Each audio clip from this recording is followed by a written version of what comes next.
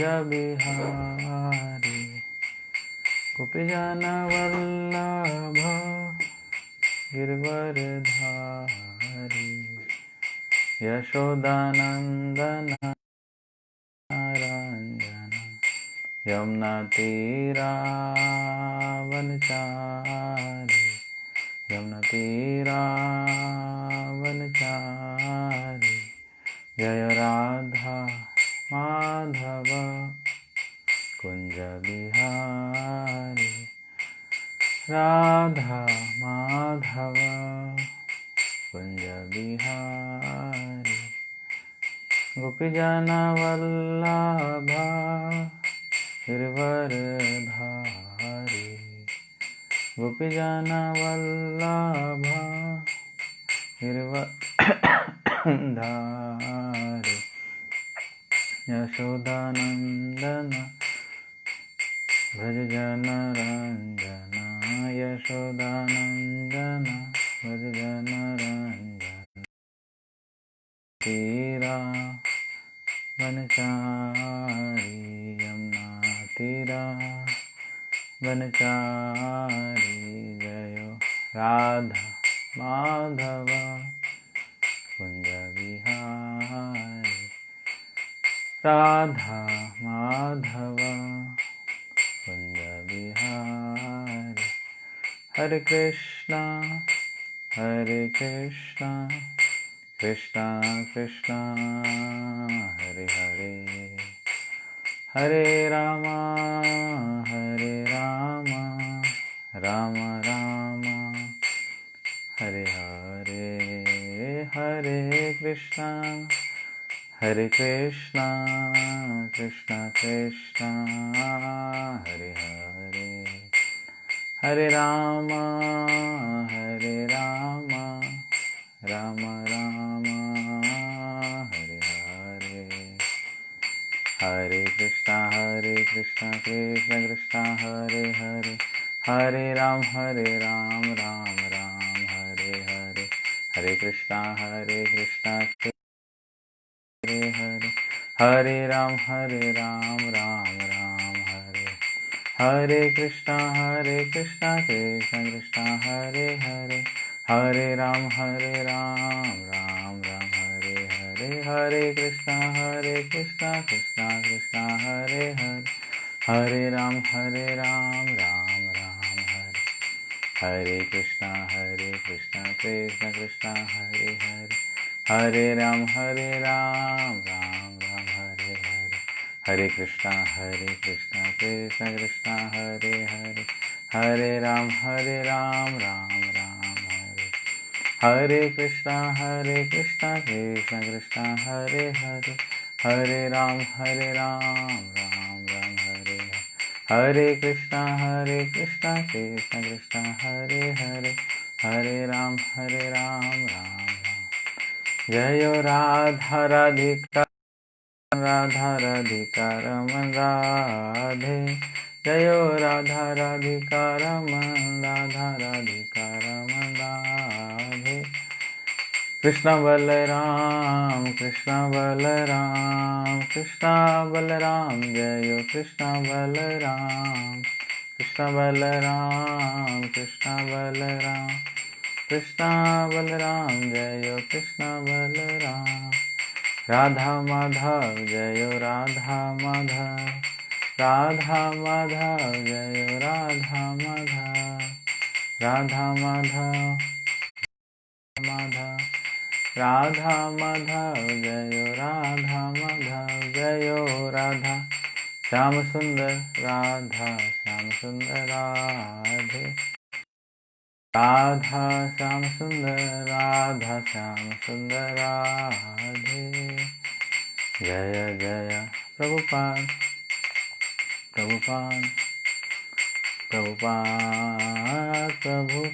जय जय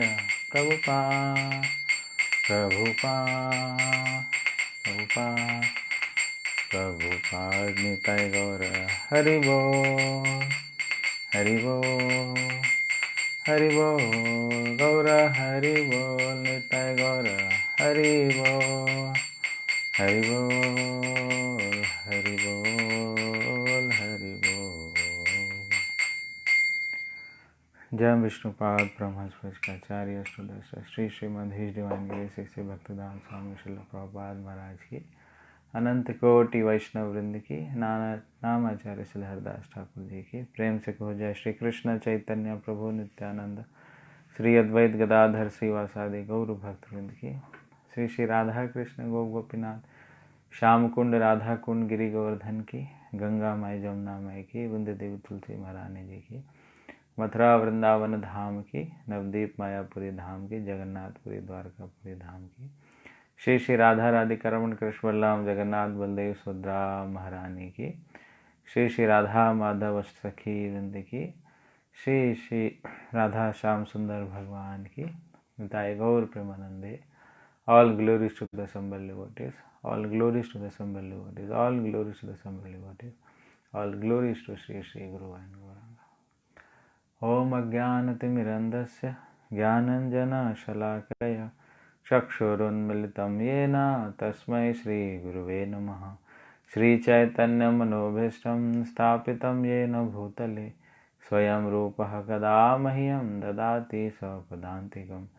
वंदेहम श्रीगुरु श्रीयुतापदकमलं श्रीगुरून् वैष्णवांश्च श्रीरूपं साग्रजातं सहगण रघुनाथान्वितं तं सजीवम् अवधूतं परिजनसहितं कृष्ण चैतन्य देवं श्रीराधा कृष्ण पादान् सहगण ललिता श्री विशाखान्वितांश्च।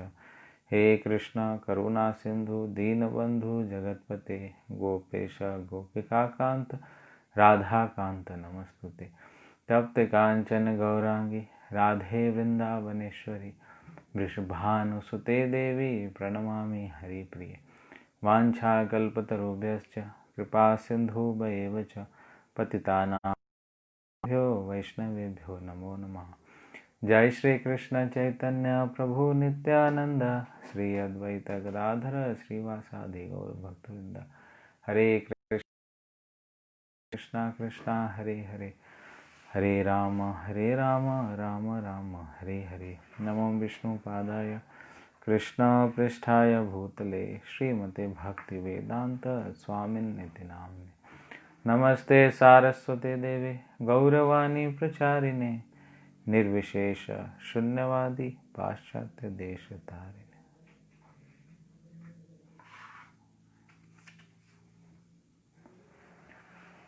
हरे कृष्णा।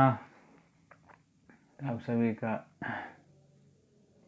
स्वागत है भागवत चर्चा में। हम अभी 5वें अध्याय पर चर्चा कर रहे हैं और इसमें अपने आप को बदलने का प्रयास भी कर रहे हैं कि भक्ति जो है सिर्फ थ्योरेटिकल अंडरस्टैंडिंग नहीं है। भक्ति का मतलब है अपने नेचर को बदलना, अपने नेचर को भगवान के निर्देशों के अनुसार बदलना। तो इस प्रकार से जब हम करते हैं अपने नेचर को, तो फिर हम अच्छे नेचर के साथ भगवान की बहुत अच्छे से सेवा कर सकते हैं और हम जिनके साथ रहते हैं वो भी हमारे साथ कंफर्टेबल रहेंगे और हम भी अपने साथ जो है अपने कंफर्टेबल रहते हैं अगर हम अच्छे स्वभाव को अंगीकार कर लेते हैं। तो इसी गंदे स्वभाव के कारण व्यक्ति खुद से परेशान रहता है, लोग रहते हैं वो भी उनसे परेशान रहते हैं। तो कल इस पे हमने बहुत विस्तृत चर्चा किया था और मुझे पूरा विश्वास है कि आप सब लोग ने इस पर वर्क किया होगा। तो जितने भक्तों ने वर्क किया है वो हरी हरी लिखेंगे और कुछ बदलाव आया या नहीं आया तो वो भी लिखेंगे कि एक दिन के अंदर। तो आप कमेंट बॉक्स में ऐसा लिखिए, क्योंकि कल जैसे हमने चर्चा किया था कि भक्तों के बीच में रहकर अगर हम बदलने का प्रयास करते हैं तो बहुत जल्दी अपने आप को बदल पाते हैं। तो जिन भक्तों ने प्रयास किया, पेन डाउन किया, उसको लिखा और उस पर वर्क किया, तो वो भक्त जो हैं वो लिख सकते हैं कमेंट बॉक्स पर। फिर हम उसमें कुछ क्वेश्चन है, कुछ जिज्ञासा है, या आपने क्या इसमें चैलेंज फेस किया वो भी लिख सकते हैं, यार क्या आपकी अच्छी अनुभूति हुई वो भी लिख सकते हैं। तो आप लिखें इसमें जिन्होंने इस पर वर्क किया है, ताकि हम सबका उत्साह बढ़े।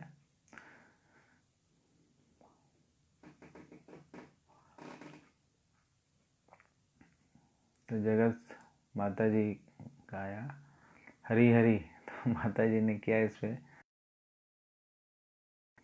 कुछ बदलाव आया आप में या कुछ अच्छा लगा, तो वो भी थोड़ा डिस्क्रिप्शन, बहुत डिटेल तो नहीं, थोड़ा सा कुछ लिख करके, ताकि जा बिमलेश जी ने हरी हरी इन्होंने भी प्रैक्टिस किया है, वेरी गुड।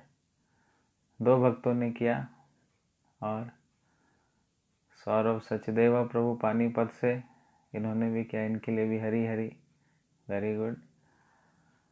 हरी हरी जी प्रभु जी, कल से मैं अपने परिवार के साथ टाइम स्पेंड किया, हरी बोल वेरी गुड। तो परवीन बंसल प्रभु का भी एक बार हरी हरी हरी बोल। और किन्होंने किया वो भी लिखे।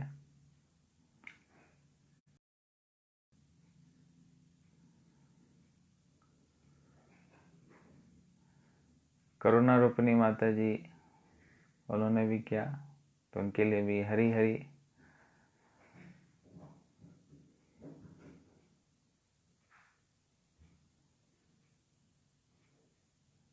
हम्म, 5 भक्तों का आया अभी तक, 55 व्यूअर्स है, 56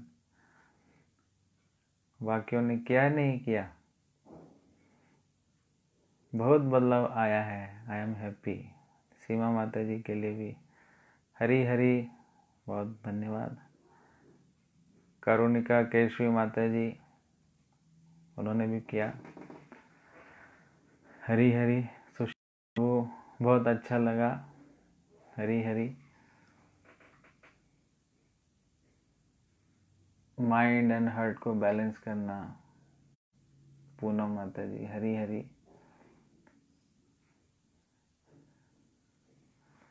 हरी हरी जस्ट अभी किया हरी बोल। अनवर अरविंदाक्ष गौर प्रभु हरी हरी, आपने भी किया। पूजा शर्मा जी, बहुत बदलाव आया है, वेरी गुड। हरे कृष्णा प्रभु जी, दंडवत प्रणाम। मैंने आपको चेंज किया, नहीं मैंने अपने आप को चेंज किया अपने वाइफ को और छोटे बच्चे से आप करके बात कर रहा हूँ, हरी बोल। तो ये हमने कल चर्चा किया था कि सबसे आप करके बात करेंगे, तो इन्होंने किया है, वेरी गुड। हरी हरी, पता चल गया क्या कोशिश करेंगे, गुड। सुशील जी किया प्रभु जी, बहुत बढ़िया। ज्योति सिंह, हरे कृष्णा प्रभु जी, मैंने सुबह फिर से सुनकर आज से वर्क शुरू किया, बहुत अच्छा लगा प्रभु जी। खुद के नेचर को चेंज करना मुश्किल है, बाकी इम्पॉसिबल नहीं है, कोशिश करने से सब आसान हो जाता है। हाँ बिल्कुल सही, कुछ भी चीज़ इम्पॉसिबल नहीं है, अगर हम प्रयास करते हैं तो अपने स्वभाव को भी हम बदल सकते हैं, हम और अच्छे बन सकते हैं। तो आपने प्रयास किया, बहुत बहुत धन्यवाद। हरी हरी, मैंने बच्चों के साथ टाइम स्पेंड किया प्रभु जी, वेरी गुड। बच्चे कितने खुश होंगे, कितना रिलिश कर रहे होंगे आपके साथ, बहुत बढ़िया। प्रसाद में आनंद आ रहा है, नई चीज़ को अपना, प्रसाद का एक अलग ही आनंद बढ़ गया है। प्रसाद के स्वाद के साथ साथ हरिनाम का भी आस्वादन कर रहे हैं, वेरी गुड।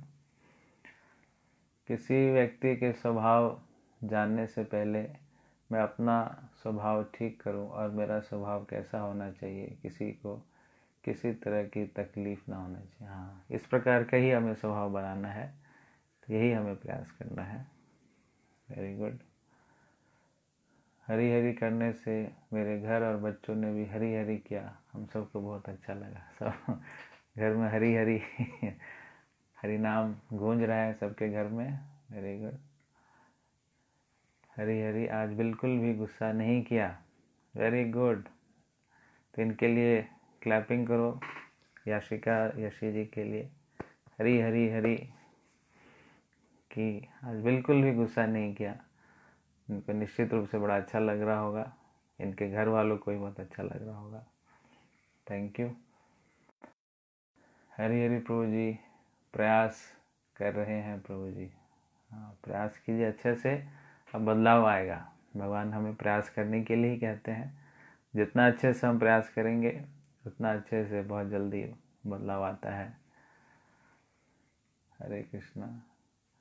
सुनने की क्षमता रखी, ज़्यादा सुनने का प्रयास किया। वेरी गुड, ये भी अच्छा प्रयास है। हम जितना अच्छे से सुनते हैं, बोलने से पहले सुने, तो फिर अच्छे से हम बोल भी पाते हैं और व्यक्ति को लगता भी है। इस पर आपने वर्क किया बिंदु गर्ग जी ने, धन्यवाद। हरी हरी प्रयास करने की कोशिश कर रहा हूँ। गुड, कोशिश कीजिए। बहुत आनंद आया था प्रभु जी, परिवार के साथ टाइम स्पेंड किया, मेरे परिवार बहुत खुश हैं। मैं भी सबको आप कह रहा हूँ, हरी हरी। बहुत बढ़िया। देखिए इतना इतना सा चेंज में तो उसे थोड़ा आप में चेंज कर लिया, कितनी खुशी बढ़ेगी। इसी प्रकार से हम ऐसे ही सम्मान अगर करेंगे, सबको सम्मान करेंगे, तो देखिए कितना अच्छा गुडनेस का माहौल हो जाता है, कितना अपनापन का माहौल आ जाता है। वेरी गुड, बहुत बहुत धन्यवाद प्रभु जी, बहुत आनंद आ रहा है। हरी बोल, हरी हरी। अच्छा लग रहा है आपका बताया करके, और लॉकडाउन के कारण सामने से ही बहुत अच्छा रिस्पांस आ रहा है, सबकी बहुत अच्छे से बात कर रहे हैं। हाँ, तो हम अच्छे से किसी से बात करते हैं, सामने वाला भी अच्छे से ही बात करेगा। तो इसलिए पहले हमें प्रेम देना है। हम दूसरों से प्रेम की बहुत अपेक्षा रखते हैं, पहले हम प्रेम दें। व्यक्ति खुद प्रेम देता नहीं है और एक्सपेक्ट करता है कि वो मुझसे प्रेम करे, ये मुझसे प्रेम करे, सभी लोग मुझसे प्रेम करें। लेकिन प्रश्न उठता है कि आपने कितना प्रेम दिया। तो ये जो एक प्रकार से इन्वेस्टमेंट है, वास्तविक इन्वेस्टमेंट है ना। हम कितना इन्वेस्टमेंट करते हैं, पैसों का एफडी करते हैं, ये करते हैं ना, लेकिन उन सबसे भी बड़ा इन्वेस्टमेंट है प्रेम का इन्वेस्टमेंट। तो हमें सबके अंदर, खास करके जिनके साथ हम रहते हैं, जिनके घर में हम जिनके साथ रहते हैं, वो हमारे सबसे बड़े एसेट्स हैं। सबसे बड़े एसेट्स हैं, उनको हमें नहीं खोना चाहिए, है ना। तो उसको हम कैसे खो देते हैं? रूडली बात करके, गुस्से में बात करके, टॉन्ट कस के, सरकास्टिक रिमार्क्स करके, तो हम अपने क्लोज लोगों को खो देते हैं ना। लेकिन जब हम इस प्रकार से सभ्य होकर के, विनम्र होकर के, सम्मान के साथ, सभी के साथ, चाहे बच्चे हैं चाहे आपसे छोटे हैं, सब सम्मान देना है। ऐसा नहीं कि छोटे हैं तो उनका मेरा अधिकार है उनके ऊपर रौब झाड़ने का, ऐसा नहीं है। हमें सबके साथ बहुत ही रिस्पेक्ट के साथ, बच्चों के साथ भी बहुत सम्मान के साथ बिहेव करना चाहिए। तो थोड़ा सा हमने चेंज किया, तो उससे आप पे हम आए, तो देखिए कितना अच्छा लग रहा है सबको। Very good. मैं भी स्पेंड किया। गुड। तो जैसे हम टाइम स्पेंड करते हैं अपने फैमिली मेम्बर्स के साथ, तो उनको अच्छा लगता है। आपने सबसे बड़ा अवगुण पर वर्कआउट किया। Very good. ये बहुत साहसी कदम है कि अपने अवगुणों को ढूंढना और उस पर वर्क करना। आपने इस पर वर्क किया, thank you. I try to control my anger. Very good. ये हमारा सबसे बड़ा शत्रु है, क्रोध ना। 3 चीज़ें होती हैं, नरक के द्वार कहे गए हैं, काम, क्रोध, लोभ ना।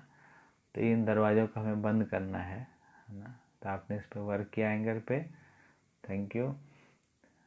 बहुत मुश्किल तो हुआ बट बदलाव बहुत अच्छा हुआ। हाँ, मुश्किल होती है, पुरानी आदतें होती हैं, पुराना स्वभाव होता है, आसान नहीं होता है, समय लगता है, लेकिन कदम उठाते हैं अगर हम, पॉजिटिव स्टेप्स उठाते हैं तो बदलाव आएगा। अच्छे अच्छे, जब बुरे से बुरे लोग, गंदे से गंदे लोग बदल सकते हैं तो हम क्यों नहीं बदल सकते। तो अच्छा है, आप प्रयास कर रहे हैं इसमें, और प्रयास करें। परिवार में धीरे धीरे कर रहे हैं, वेरी गुड।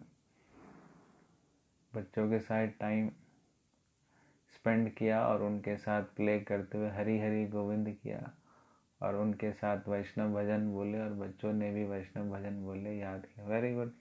तो अपने परिवार के साथ बच्चों को भी उन्होंने कृष्णा कॉन्शियस तरीके से गेम्स खिलाए और वैष्णव भजन याद किए। तो बच्चों को भी आनंद मिल रहा है और आपको तो मिल ही रहा होगा, थैंक यू। बच्चे के साइन दे रहा हूँ, बच्चे के साथ बच्चा बन रहा हूँ, बहुत अच्छा लग रहा है उनको साथ माला करना कीर्तन। बहुत बढ़िया, हमें बच्चा ही बने रहना है, बड़े बनते ही हम प्रॉब्लम में आ जाते हैं। तो हमें बच्चे ही, अपने बचपने को हमें खोना नहीं चाहिए ना। जैसे 4 कुमार हैं, वो बड़े हुए ही नहीं, क्योंकि उनको पता था बड़े हो जाएंगे कॉम्प्लेक्स हो जाएगा जीवन। तो अपना बच्चे ही बने रहो, बचपन का जो आनंद है वो बड़ा आनंद है। तभी आपके, जिनके खास करके जो छोटे बच्चे हैं, तो उनके साथ आप टाइम स्पेंड करो, अपना बचपन, तो बड़ा आनंद आएगा। आप सबको आ रहा है, आपसे अच्छे संस्कार सीखकर जीवन में नए आनंद की अनुभूति हो रही है। ऑनलाइन क्लास बड़ी इंटरेस्टिंग चल रही है। हाँ, तो मुझे भी अच्छा लग रहा है, आप सब वर्क कर रहे हैं। तो जब सामने से अच्छा रिस्पांस आता है तो फिर इधर से भी इच्छा होती है कुछ अच्छी अच्छी बातें हम, जिस पर हम चर्चा कर सकें। तो ये म्यूचुअल होता है, सिंगल नहीं आता। अगर आप वर्क नहीं कर रहे होते, एकदम बस सुन रहे हैं, जाके सो रहे हैं, बस फिर आ गए, कुछ काम नहीं किया, तो फिर ऐसे फिर इंटरेक्शन का आनंद होता है।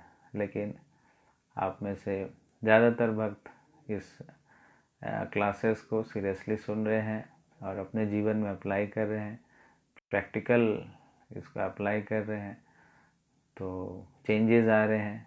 फिर मुझे भी अच्छा लग रहा है आपके साथ इंटरेक्ट करके कि बदलाव आ रहा है आप सब में, तो ये बहुत अच्छी बात है। तो ऐसा ही अगर म्यूचुअल रहेगा तो और क्लासेस और अच्छी इंटरेस्टिंग हो जाती हैं। Thank you. रोज़ में 4 लोगों को व्हाट्सअप किया कि आप मेरे नेचर में क्या चेंजेस करना चाहते हैं, तो चारों का रिटर्न में से आया कि आप बोलते बहुत हैं इस पर।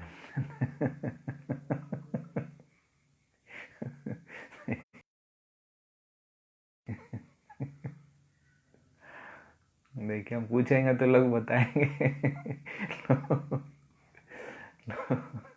लोग बैठे हुए बताने के लिए, लेकिन हमने कभी पूछा ही नहीं।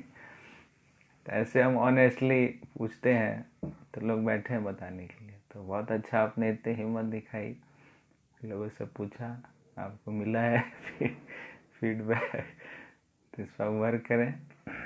वेरी गुड, बहुत अच्छा, थैंक यू। मैंने भी कीर्तन करना शुरू किया लॉकडाउन में, गुड, बहुत बढ़िया। हरे कृष्णा, हरि बोल। ठीक है, तो मुझे भी आनंद आ रहा है आप सबके बीच में, आप सब वर्क कर रहे हैं। यही असली आनंद है ना, भक्तों के बीच में, भक्ति में आगे बढ़ना, यही हैप्पीनेस, असली आनंद जो है स्पिरिचुअल हैप्पीनेस ही होता है।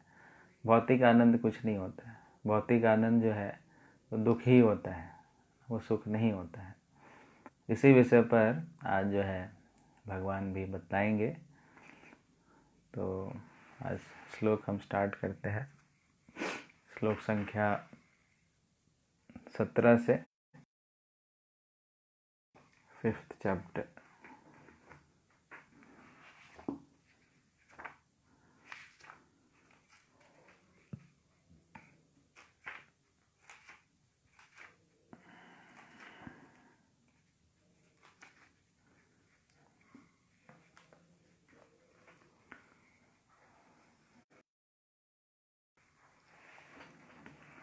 तो इस प्रकार से जब किसी जीव का अज्ञानता समाप्त हो जाता है ज्ञान के माध्यम से, और उसको पता चल जाता है कि उसकी स्थिति क्या है, वह जीव है, यह शरीर नहीं है, वह एक जीवात्मा है, उसने भी शरीर धारण किया है, और ये भौतिक प्रकृति क्या है, भौतिक जगत में है, बद्ध अवस्था में है, और भगवान कौन है इस विषय में इसको जो पता चल जाता है तो इसको ज्ञान कहते हैं। अपने विषय में, भगवान के विषय में, और जिस परिस्थिति में वह है, तो इस ज्ञान को समझ करके वह भक्ति में गतिविधियों को बहुत ही अच्छे से, बहुत ही दृढ़ता के साथ करता है। जैसे ही व्यक्ति के अंदर अज्ञानता आ जाती है अपने विषय में क्या अज्ञानता आती है कि मैं शरीर हूँ, और जहाँ पे हम रहते हैं उसको हम क्या मान बैठते हैं कि यह परमानेंट जगह है, मुझे यहीं पर रहना है। और भगवान के विषय में क्या अज्ञानता हो जाती है कि पता नहीं भगवान है कि नहीं है, मुझे देख रहे हैं कि नहीं देख रहे हैं, और अपने आप को ही भगवान मानने लगते हैं कई बार भोक्ता की भावना से। तो जब इस प्रकार की अज्ञानता व्यक्ति के अंदर छा जाती है तब वो दुखों की तरफ जाता है। लेकिन जब उसको इस बात का भली भांति ज्ञान हो जाता है कि वह जीव है, भगवान का अंश है, भगवान का नित्य दास है, अभी बद्ध अवस्था में है, और ये शरीर जो है उसका एक आवरण की तरह है, कपड़े की तरह है, तो इस ज्ञान में स्थित हो करके अपने अंधकार को, अज्ञानता को हटा करके वो पूर्ण रूप से भगवान का आश्रय ग्रहण करता है, अच्छे से भगवान का शेल्टर पूर्ण रूप से ग्रहण करता है, शरणागति पूर्ण रूप से ग्रहण करता है, और अपने आप को फोकस करता है भगवान के ऊपर। उसका जो केंद्र होता है वो केवल और केवल कृष्ण ही होते हैं।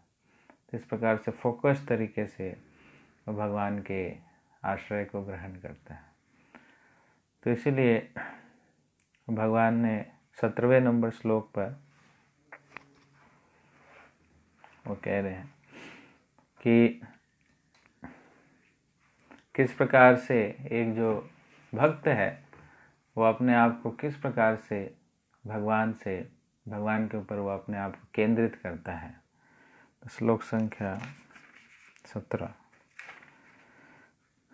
तद्बुद्धियस्तद् आत्मानस्तन्निष्ठा तत्परायणा गच्छन्ति अपुनरावृत्तं ज्ञाननिर्धूतकल्मषा। तत्बुद्धिया तद आत्मना, कि अपनी बुद्धि और अपनी आत्मना का मतलब यहाँ मन, बुद्धि का मतलब बुद्धि, इंटेलिजेंस, बुद्धि, तद आत्मना अपना मन, तद निष्ठा अपनी जो उसकी फेथ है पूरी निष्ठा के साथ, तत्परायण और पूर्ण रूप से शेल्टर ग्रहण करता है, गच्छन्ति अपुनः आवृत्तम, और जब इस प्रकार से अपने मन को, अपने बुद्धि को और अपनी निष्ठा को वो पूर्ण रूप से भगवान को अर्पित करता है तो उसके साथ क्या होता है, गच्छन्ति हो जाता है, कहाँ जाता है, अपुनः आवृत्तम। ये जो जगत है इस जगत को क्या कहते हैं, आवृत्तम। आवृत्तम का मतलब है बारंबार, रिपीटिशन। तो ये जो जगत है वो पुनः आवृत्तम है, हमें बारंबार आना पड़ता है ना, बारंबार नाना प्रकार के शरीर को हमें धारण करना पड़ता है, लेकिन नाना प्रकार का हम शरीर धारण करते हैं, 84 लाख योनियाँ होती हैं, उसमें हमें जाना पड़ता है। तो इस जगत का एक नाम क्या है, पुनः आवृत्तम। पुनः आवृत्त का मतलब, पुनः मतलब दोबारा, आवृत्तम का मतलब है रिपीटिशन, वो रिपीटिशन होता है। जैसे शंकराचार्य जी कहते हैं कि पुनरपि जननम पुनरपि मरणम पुनरपि जननी जठरे शयनम अह यह संसारे बहुत दुस्तारे कृपया पाहे पाहे मुरारे। वो कहते हैं क्या, ये जो जगत है इसमें हमें बारंबार नए नए माताओं के घर में जाना पड़ता है। कभी सांप माता, कभी बिच्छू माता, कभी गाय माता, कभी बकरी माता, ऐसे 84 लाख योनियाँ बताई गई है ना। तो जीव जो है उसी प्रकार से भटकता रहता है, उसको पुनः आवृत्तम कहते हैं। लेकिन जो अपुनः आवृत्तम है, अपुनः आवृत्तम किसको कहते हैं? भगवत धाम को। तो अपुनः आवृत्तम में जाता है व्यक्ति ज्ञान निर्धूत कल्मषा, ऐसे ज्ञान में स्थित होकर के, निर्धूत का मतलब है क्लिंस्ड, अपने आप को पूर्ण रूप से क्लीन करके, साफ सुथरा करके, अच्छे से धूत, जितनी भी गंदगी है उससे निधूत, निधूत का मतलब है जितना भी धूल है, गंदगी है, अनर्थ है, सभी से अपने आप को उसने धो लिया। कल्मषः, जितने भी कल्मश हैं सभी कल्मशों से अपने आप को उसने साफ कर दिया ना। तो जब कोई ऐसा व्यक्ति करता है तब उसको भगवत धाम की प्राप्ति होती है। तो इसमें भगवान ने बुद्धि, आत्मा, निष्ठा, ये बुद्धि है जो हमारी इंटेलिजेंस है, उसी प्रकार से इंटेलिजेंस रखना है कि कैसे, किस प्रकार से हम निरंतर भक्ति में आगे बढ़ते रहें, है ना। इसको कहते हैं बुद्धि का इस्तेमाल करना। बुद्धि का भगवान ने, ताकि हम कंटिन्यूअसली अपनी भक्ति में विकसित होते रहें। लेकिन कई बार लोग इस बुद्धि का गलत इस्तेमाल करते हैं और सिर्फ अपनी भौतिकता को बढ़ाने के लिए या इंद्र तृप्ति में लगे रहने के लिए, इसी प्रकार से वो अपनी बुद्धि का इस्तेमाल करते हैं। लेकिन भगवान ने जो मनुष्यों को एक विशेष बुद्धि दी है, उसका उद्देश्य ही है क्या? अपनी चेतना को धीरे धीरे धीरे और विकसित करें, आध्यात्मिक चेतना विकसित करें। तद आत्मनः, आत्मनः का मतलब अपने मन को। मन में क्या चीज़ें होती हैं? Thinking, feeling, willing. हम सोच सकते हैं, हम फील कर सकते हैं, हम डिटरमाइंड हो सकते हैं, डिटर्मिनेशन। तो उसी प्रकार से ये जो फीलिंग्स हैं, ये जो इमोशंस हैं, इन सब को हमें भगवान की तरफ ही डाइवर्ट करने का पूरा प्रयास करना चाहिए।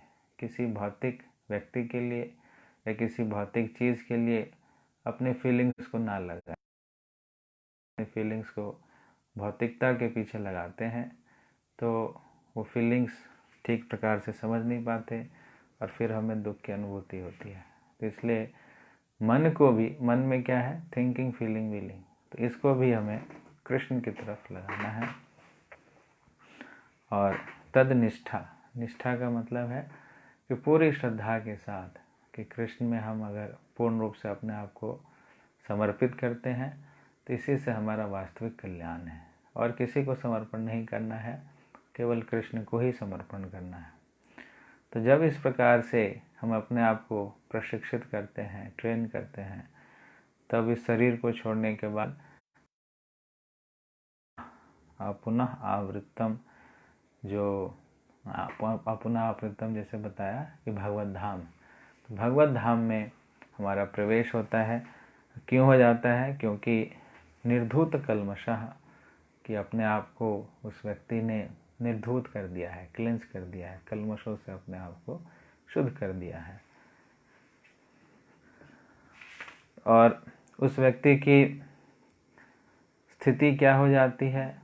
वो कैसे देखने लगता है चीज़ों को, उसकी दृष्टि कैसे बदल जाती है। आप देखेंगे कि सभी व्यक्ति की अलग अलग प्रकार से दृष्टि होती है, सबके अलग अलग दृष्टि, चेतना होगी वो उसी प्रकार से चीज़ों को देखेगा, है ना। तो जैसे अन्नमय चेतना होती है, तो अन्नमय चेतना में उसको सिर्फ भोजन भोजन दिखता, कहीं कहीं से खिला दो, बस बस खा लिया, बस हो गया, उसका काम हो गया, हाँ जी हो गया। इसको कहते हैं अन्नमय चेतना। फिर मनोमय चेतना, फिर प्राणमय चेतना, फिर विज्ञानमय चेतना, फिर आनंदमय चेतना, अलग अलग प्रकार की चेतनाएं होती हैं। तो जो व्यक्ति जिस प्रकार की चेतना में है वो दुनिया को उसी प्रकार से देखता है ना। अगर वो देहात्म चेतना में है, भौतिक चेतना में है, तो दुनिया को उसी प्रकार से देखेगा, है ना। अगर भयभीत चेतना में है तो छोटी सी भी आहट जो है उसको परेशान कर देगी। मान लीजिए अकेला बैठा है कि खट आवाज़ एकदम डर जाएगा, जो भय की अवस्था में नहीं है, खट आवाज़, उसका कुछ फर्क नहीं पड़ेगा, है ना। तो जिस चेतना में व्यक्ति है उसी हिसाब से वो चीज़ों को देखता है ना। तो हमारा देखने का जो नज़रिया है वो हमारी चेतना पर डिपेंड करता है ना। बाहरी चीज़ें सबके लिए एक ही समान होती है। जो व्यक्ति, है ना, सबके लिए आप देखेंगे सब कुछ एक जैसा है, लेकिन आंतरिक एटीट्यूड, आंतरिक चेतना, उसकी जैसी कॉन्शसनेस है, उस एक हिसाब से वो चीज़ों को देख पाता है। तो बाहरी चीज़ें वैसे ही रहेंगी। अब बदलना किस चीज़ को होता है? अपनी चेतना को, अपनी कॉन्शसनेस को बदलने की बात होती है। तो जब वो व्यक्ति इस प्रकार से अपनी चेतना को शुद्ध कर लेता है, आध्यात्मिकता में अपने आप को लिप्त कर देता है, पूर्ण रूप से निर्धूत हो जाता है, निर्धूत कल्मषा हो जाता है, उसको उसने समाप्त कर दिया है इस गतिविधियों से, भक्तिमय गतिविधियों से, तो फिर उसकी दृष्टि कैसे हो जाती है, वो किस प्रकार से सभी चीज़ों को देखने लगता है, उसका दृष्टिकोण कैसा बन जाता है, उसका एटीट्यूड कैसा हो जाता है। तो ये श्लोक संख्या 18 में भगवान कहते हैं, है ना, कि उस व्यक्ति का कैसा एटीट्यूड होता है। श्लोक संख्या 18, इसको हम कहते हैं स्पिरिचुअल विजन। एक होता है मटेरियल विजन, एक होता है स्पिरिचुअल विजन। तो ये जो विजन है जिसके विषय में अभी कृष्ण बतला रहे हैं, ये जो विजन है वो है स्पिरिचुअल विजन, आध्यात्मिक विजन। तो ये क्या है? विद्या विनय संपन्ने ब्राह्मणे गविहस्तिनि सुनी चैव स्वपाके च पंडितः समदर्शिनः। तो ऐसा व्यक्ति विद्या और विनय से संपन्न रहता है। तो यहाँ पे दो चीज़ें बताई, क्या? विद्या और विनय। विद्या का मतलब है वास्तविक ज्ञान, जो आध्यात्मिक ज्ञान है उसको कहते हैं विद्या। और विनय का मतलब है विनम्रता, ह्यूमिलिटी। तो इन दो गुणों से वह व्यक्ति क्या होता है? संपन्न रहता है ना। जैसे हम किसी को बोलते हैं कि वह संपन्न है जी, अच्छे से संपन्न है, तो वास्तविक रूप से संपन्न कैसे समझा जाता है? व्यक्ति उसके पास अच्छा बैंक बैलेंस है, अच्छा घर है, सब कुछ सब ठीक ठाक है, तो हम कहते हैं ये संपन्न व्यक्ति है, ये संपन्न है। लेकिन यहाँ पर संपन्नता का क्या मतलब है? कि जिसके अंदर यह दो संपन्नता हैं, क्या क्या? विद्या और विनय। एजुकेशन, कौन सा education? BTech, MTech, PhD, MBA, ये वाला एजुकेशन नहीं। विद्या का मतलब उसको भगवत ज्ञान है, भगवान के विषय में उसको पता है, उसको आत्मा के विषय में पता है, उसको इस भौतिक जगत का जो लक्षण है, सिम्टम्स हैं, उसके विषय में पता है, उसको भक्ति के विषय में पता है। तो इस व्यक्ति को हम कहते हैं विद्या संपन्न, है ना। और जितना ज़्यादा अच्छे से उसने विद्या को ग्रहण किया है तो निश्चित रूप से उसके अंदर विनम्रता आएगी, है ना। यह विद्या का लक्षण है। विद्या का क्या लक्षण? अगर सच में किसी ने विद्या को धारण किया है तो उसके अंदर विनम्रता आएगा ही आएगा। कई बार आपने उदाहरण सुना होगा कि जैसे कोई वृक्ष होता है, तो वृक्ष के अंदर अगर फल लग जाते हैं तो फल लगने से वह वृक्ष जो है और झुक जाता है। जैसे बड़े बड़े फल लग जाएंगे, बहुत अच्छे अच्छे फल लग जाएंगे, तो वृक्ष का क्या लक्षण है? कि वह और विनम्र हो जाता है और झुक जाता है। तो इसी प्रकार अगर किसी के अंदर सच में विद्या है, वास्तविक विद्या है, तो उसका क्या लक्षण है? कि और विनम्र हो जाएगा, और झुक जाएगा, और झुक जाएगा एकदम से। महाप्रभु तो यहाँ तक कहते हैं कि तृणादपि सुनी चेना तरोरपि सहिष्णुना अमानिना मान देना कीर्तनिया सदा हरि। कि तिनके के जैसा वो झुक जाएगा, है ना। तिनके के जैसा, जैसे तिनका होता है उसके ऊपर सब चलता है ना। और तरोड़ इव सहिष्णु, जैसे वृक्ष होता है तो वृक्ष में सर्दी है, गर्मी है, बारिश है, वृक्ष ऐसे ही खड़ा रहता है। तो विनम्रता का क्या मतलब कि वह व्यक्ति हर एक परिस्थितियों में अपने आप को दैन्यता की भावना उसके अंदर रहती है ना। वो अपने आप को हमें भगवान पर आश्रित समझता है, तो इसको कहते हैं विनम्रता। तो विद्या जब ही आएगा, विद्या का यही लक्षण है कि व्यक्ति और विनम्र होता चला जाता है। लेकिन अभी हम दुर्भाग्यवश विद्या किसको समझते हैं? विद्या समझते अगर उसने अच्छी पढ़ाई लिखाई कर ली है, पीएचडी कर लिया है ना, ठीक है, ये भी एक प्रकार से विद्या है। लेकिन कई जगह देखा जाता है कि ज़्यादा पढ़ लिख जाने से व्यक्ति का दिमाग थोड़ा घूम जाता है और वो अपने आप को समझने लगता है कि देखो मैं इतना पढ़ा लिखा हूँ। वैसे ही कई बार गीता पढ़ के भी, जिसका सही तरीके से अगर हम नहीं पढ़ते गीता को, तो कई बार गीता पढ़ के भी लोगों का दिमाग घूम जाता है ना। लोग कहते देखो मैंने गीता पढ़ लिया, देखो मैंने भागवत पढ़ लिया, तुमने क्या पढ़ा? तुमने कुछ नहीं पढ़ा, हम इतने पढ़े लिखे हैं। तो इस प्रकार से लोगों के अंदर अहंकार आ जाता है। तो अगर अहंकार आ रहा है, इसका मतलब उसने विद्या को धारण नहीं किया है, उसने अविद्या को धारण कर लिया, उसने गर्व को धारण कर लिया, है ना। तो जब हम गर्व को धारण कर लेते हैं, अहंकार को धारण कर लेते हैं, तो हम ऐसे चौड़े हो जाते हैं, जिसको ना चौड़ा हो गया तो वैसे हो जाते हैं।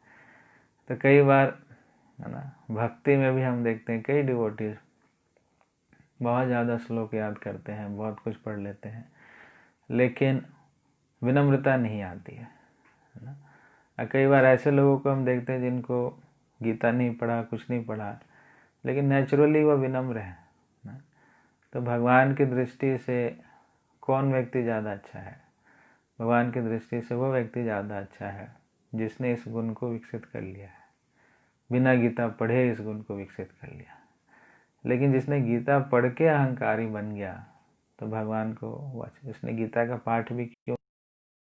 उसने गीता का पाठ सिर्फ और सिर्फ अहंकार के पोषण करने के लिए किया।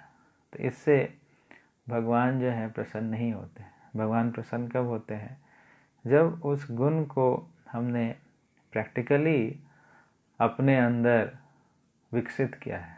जब उस गुण को हमने प्रैक्टिकली विकसित किया है, तब जो है सिर्फ थ्योरेटिकल अंडरस्टैंडिंग नहीं होना चाहिए। थ्योरेटिकल अंडरस्टैंडिंग से अगर इन्फॉर्मेशन ट्रांसफॉर्मेशन में कन्वर्ट नहीं होता है, तो वही ज्ञान जो है बोझे के रूप में रहता है, एकदम बोझा। प्रोजे मुझे कुछ याद नहीं रहता है। क्यों? आप क्यों याद करना चाहते हैं? क्या ज़रूरत है आपको याद करने की? नहीं तो इससे लोग समझेंगे कि मुझे कितना पता है, मुझे इतना पता है। तो भगवान की इच्छा होगी तो आपको याद दिला देंगे, है ना। आप प्रयास कीजिए याद रखने का। लेकिन कई लोग चीज़ों को इसलिए याद रखना चाहते हैं ताकि लोगों को पता चले कि मुझे भी कुछ आता है, मुझे भी कुछ आता है। तो भक्ति जो है वो किसी को दर्शाने के लिए या किसी के समक्ष शो ऑफ करने के लिए हम नहीं करते हैं। हमें भक्ति किस लिए करना है? भगवान की प्रसन्नता के लिए करना है। भगवान की प्रसन्नता के लिए हम भक्ति करेंगे, तभी भगवान प्रसन्न होंगे। अपनी प्रसन्नता के लिए हम भक्ति करेंगे तो भगवान प्रसन्न नहीं होंगे, हमारा अहंकार प्रसन्न होगा। हमारा अहंकार जब प्रसन्न होगा तो भगवान प्रसन्न नहीं होंगे। इसलिए ये चूज़ हमें करना है कि हम किसे प्रसन्न करना चाहते हैं।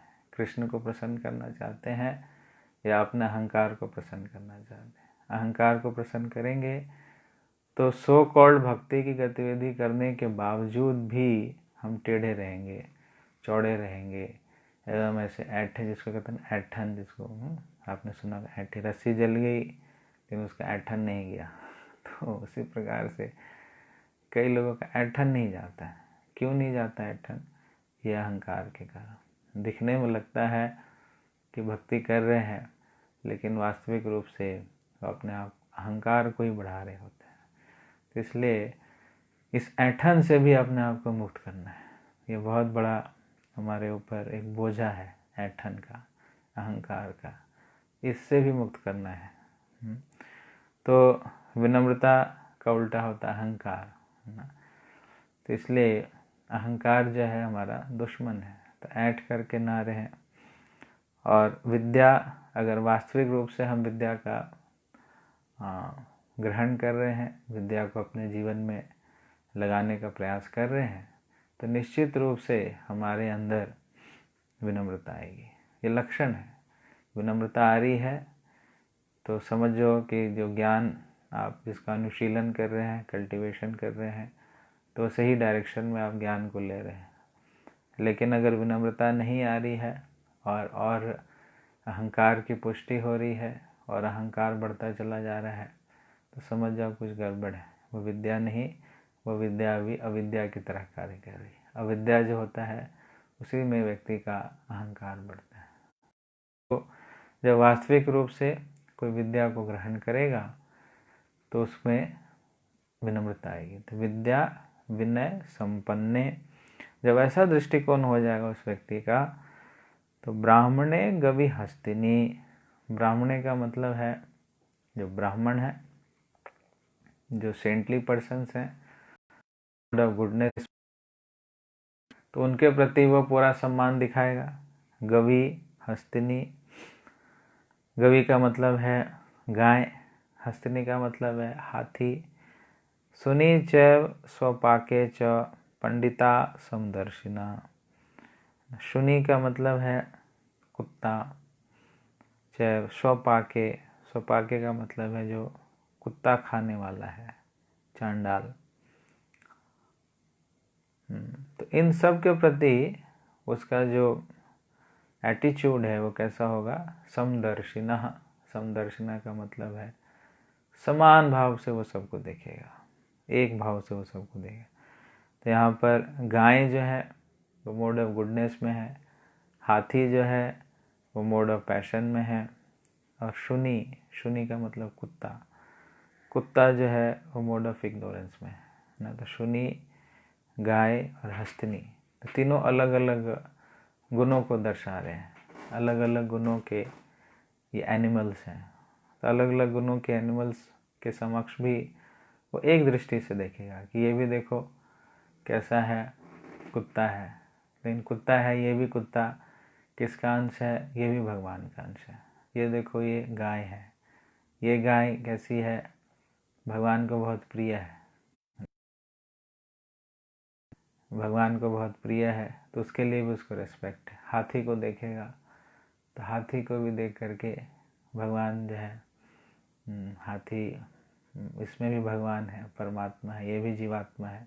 तो इस प्रकार से उसका जो नज़रिया है वो पूर्ण रूप से स्पिरिचुअल हो जाता है, और हर एक चीज़ को वह स्पिरिचुअल एंगल से देखता है, मटेरियल एंगल से नहीं देखता है। कुत्ते को भी वैसे देखेगा, गाय को भी वैसे देखेगा, हाथी है उसको भी वैसे देखेगा।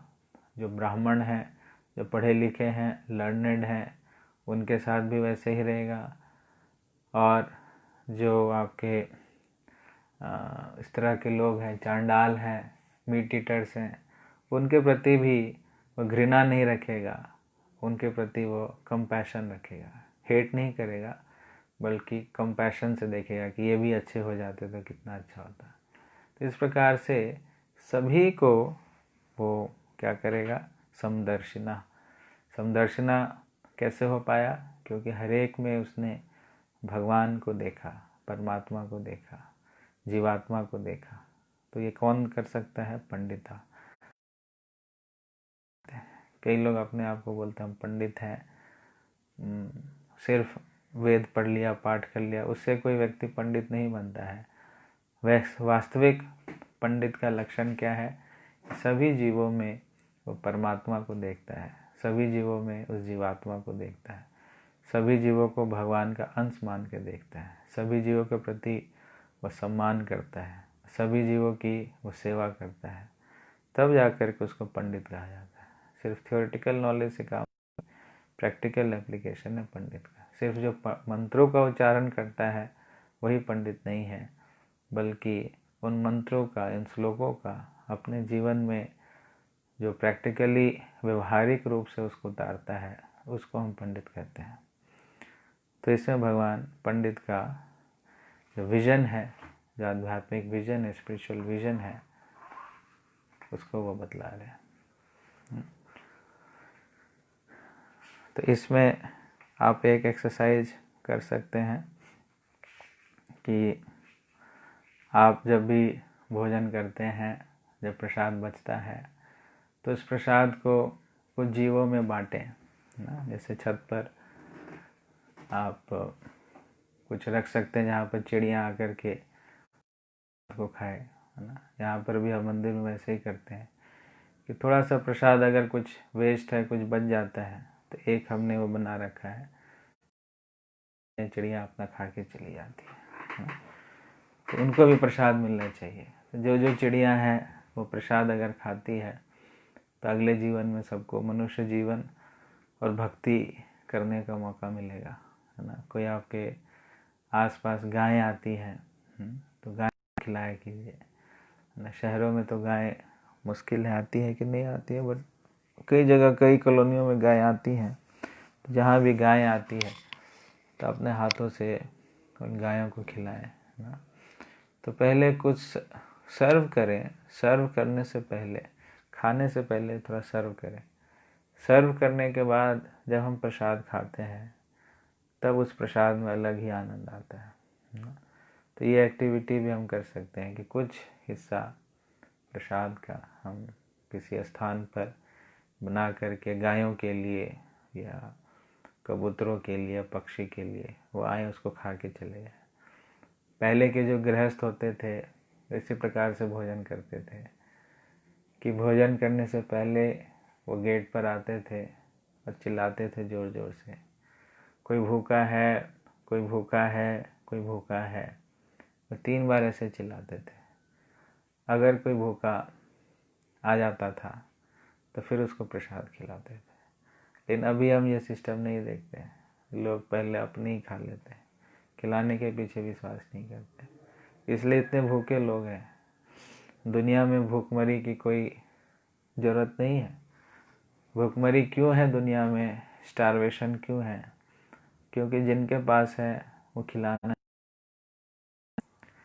प्रभुपाद जी कहा करते थे कि मान लीजिए कोई बोरा है, बोरे के अंदर हमने कुछ दान उसको रोड पर रखा है।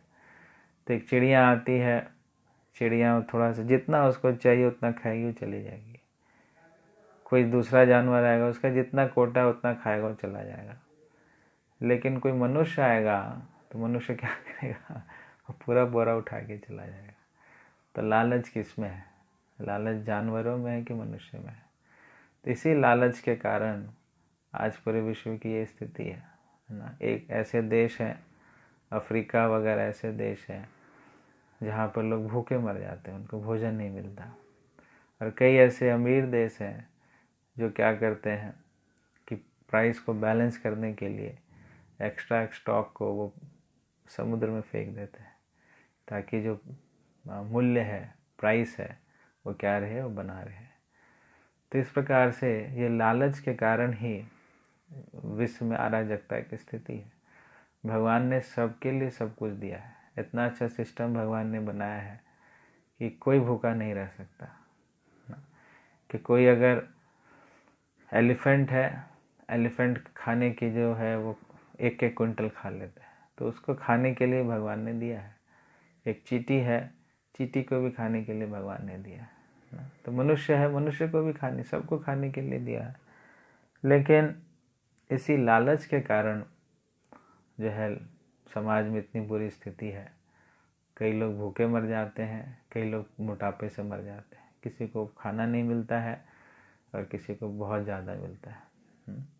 तो इसीलिए इस पे भी हमें वर्क करना चाहिए कि हमें फूड डिस्ट्रीब्यूशन, आज देखिए इस्कॉन के माध्यम से अभी पूरे भारतवर्ष में और भी कई बाहर देशों में भी फूड डिस्ट्रीब्यूशन हम बहुत ज़ोर शोर से कर रहे हैं।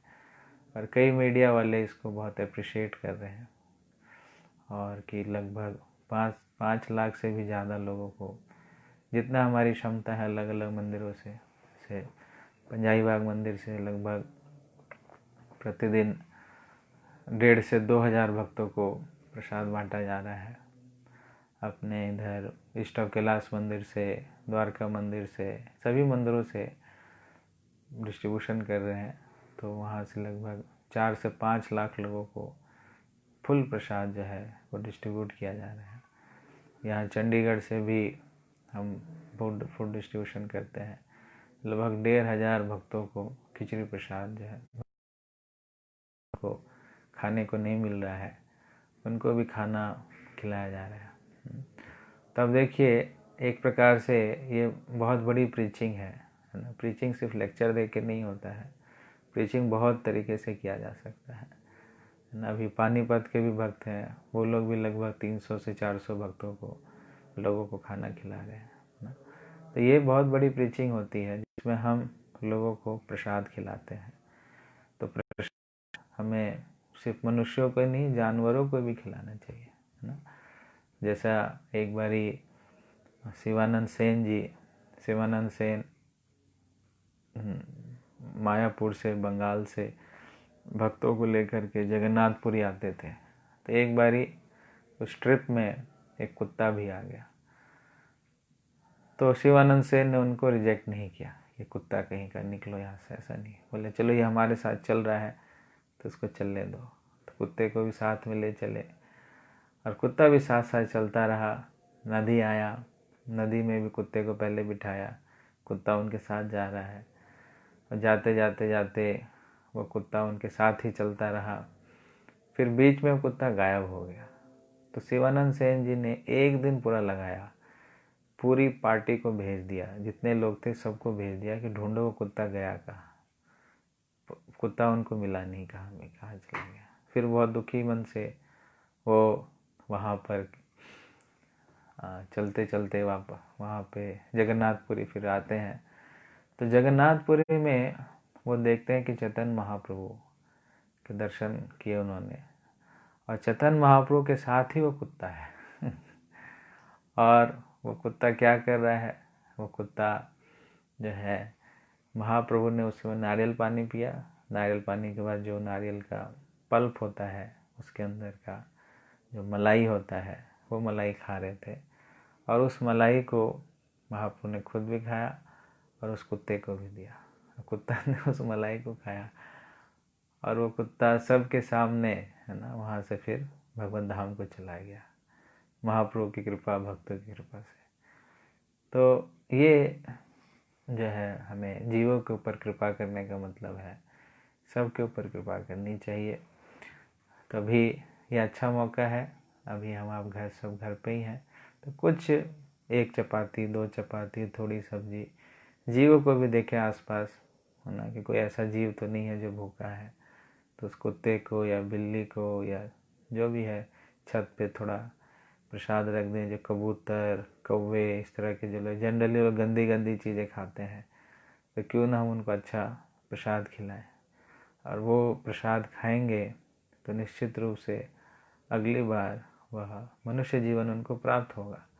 किसी कारणवश वो जीव अभी निम्न योनि में चला गया ना, हम भी कभी इस निम्न योनियों में होंगे। ऐसा नहीं कि हम मनुष्य बन गए फटाफट, ऐसे मनुष्य बन गए, नहीं, हम भी जीव ऐसे बने होंगे 84 लाख योनियों में। कुछ न किसी भक्त ने हमें भी कुछ प्रसाद खिला दिया होगा, या हमने भी कभी भगवान के रथ यात्रा या भक्तों के दर्शन किए होंगे, तभी जा कर के जो मनुष्य जीवन और उसमें भक्ति करने का मौका मिल रहा है।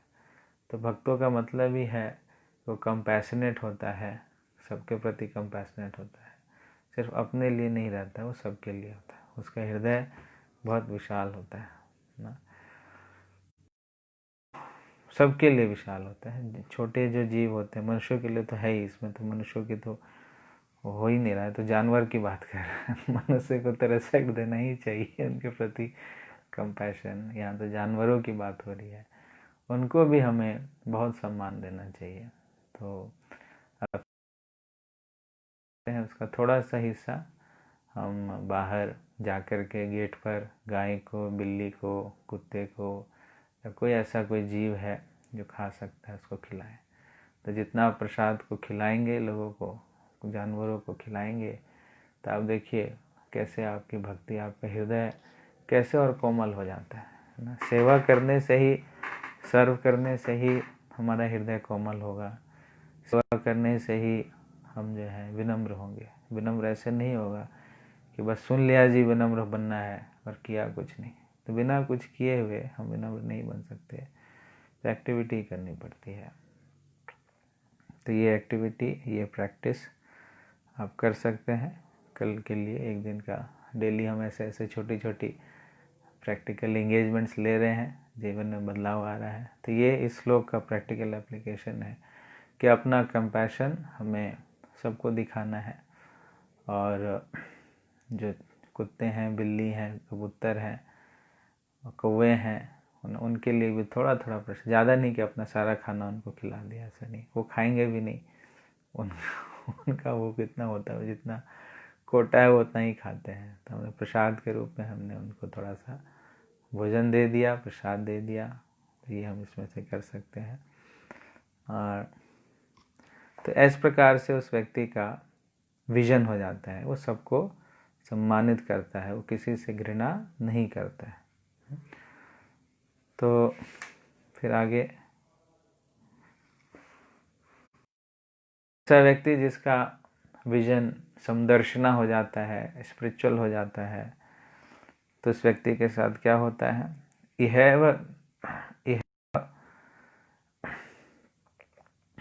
इहैव तैर्जितः सर्गो येषां साम्ये स्थितं मनः निर्दोषम ही समम ब्रह्मा तस्मात् ब्रह्मणि ते स्थिता। Those whose minds are established in sameness, sameness का मतलब है स्पिरिचुअल इक्वानिमिटी और समदर्शना की स्थिति में आ जाता है, have already conquered the condition of birth and death। अब देखिए, वह व्यक्ति मृत्यु पर विजय प्राप्त कर चुका है ना, क्योंकि उसका विजन ही ऐसा हो गया ना। तो जीते जी हम मृत्यु पर विजय प्राप्त कर सकते हैं। कह रहे हैं इहैव तर्जिता सर्गो येषां साम्ये स्थितिं मना। सर्गः येषां, जितः सर्गः, सर्ग का मतलब बर्थ एंड डेथ है ना।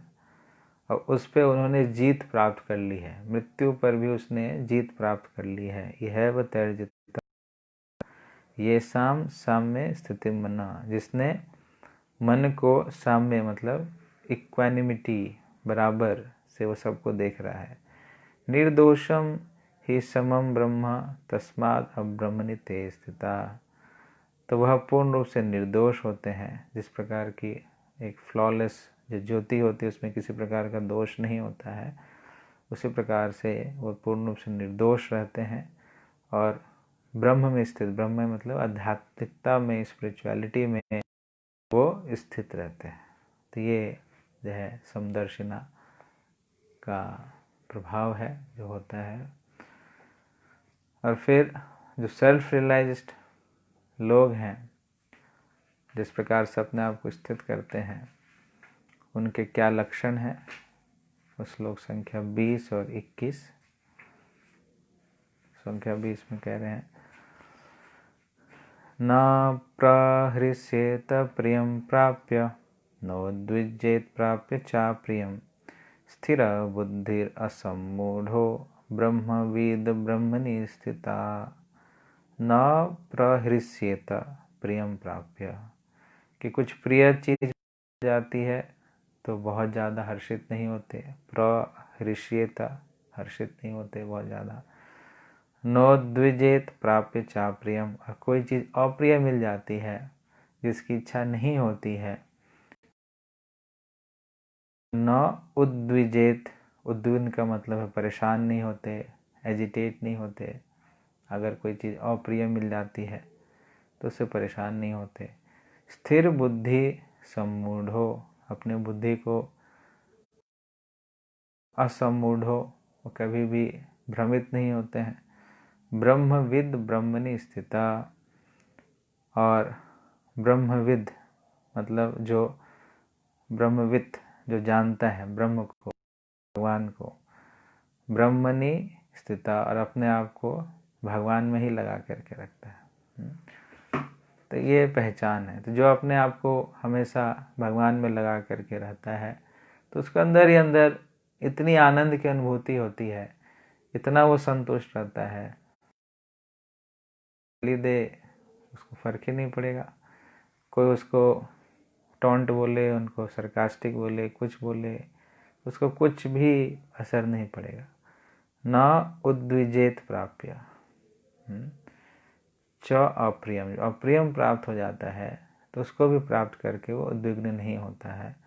न प्रहृष्येत प्रियम, अगर बहुत अच्छी चीज़ भी प्राप्त हो जाती है तो उससे वो हृष्येत, वो बहुत ज़्यादा प्रसन्नचित्त नहीं, उसकी बुद्धि स्थिर बुद्धि है, असमूढ़ है।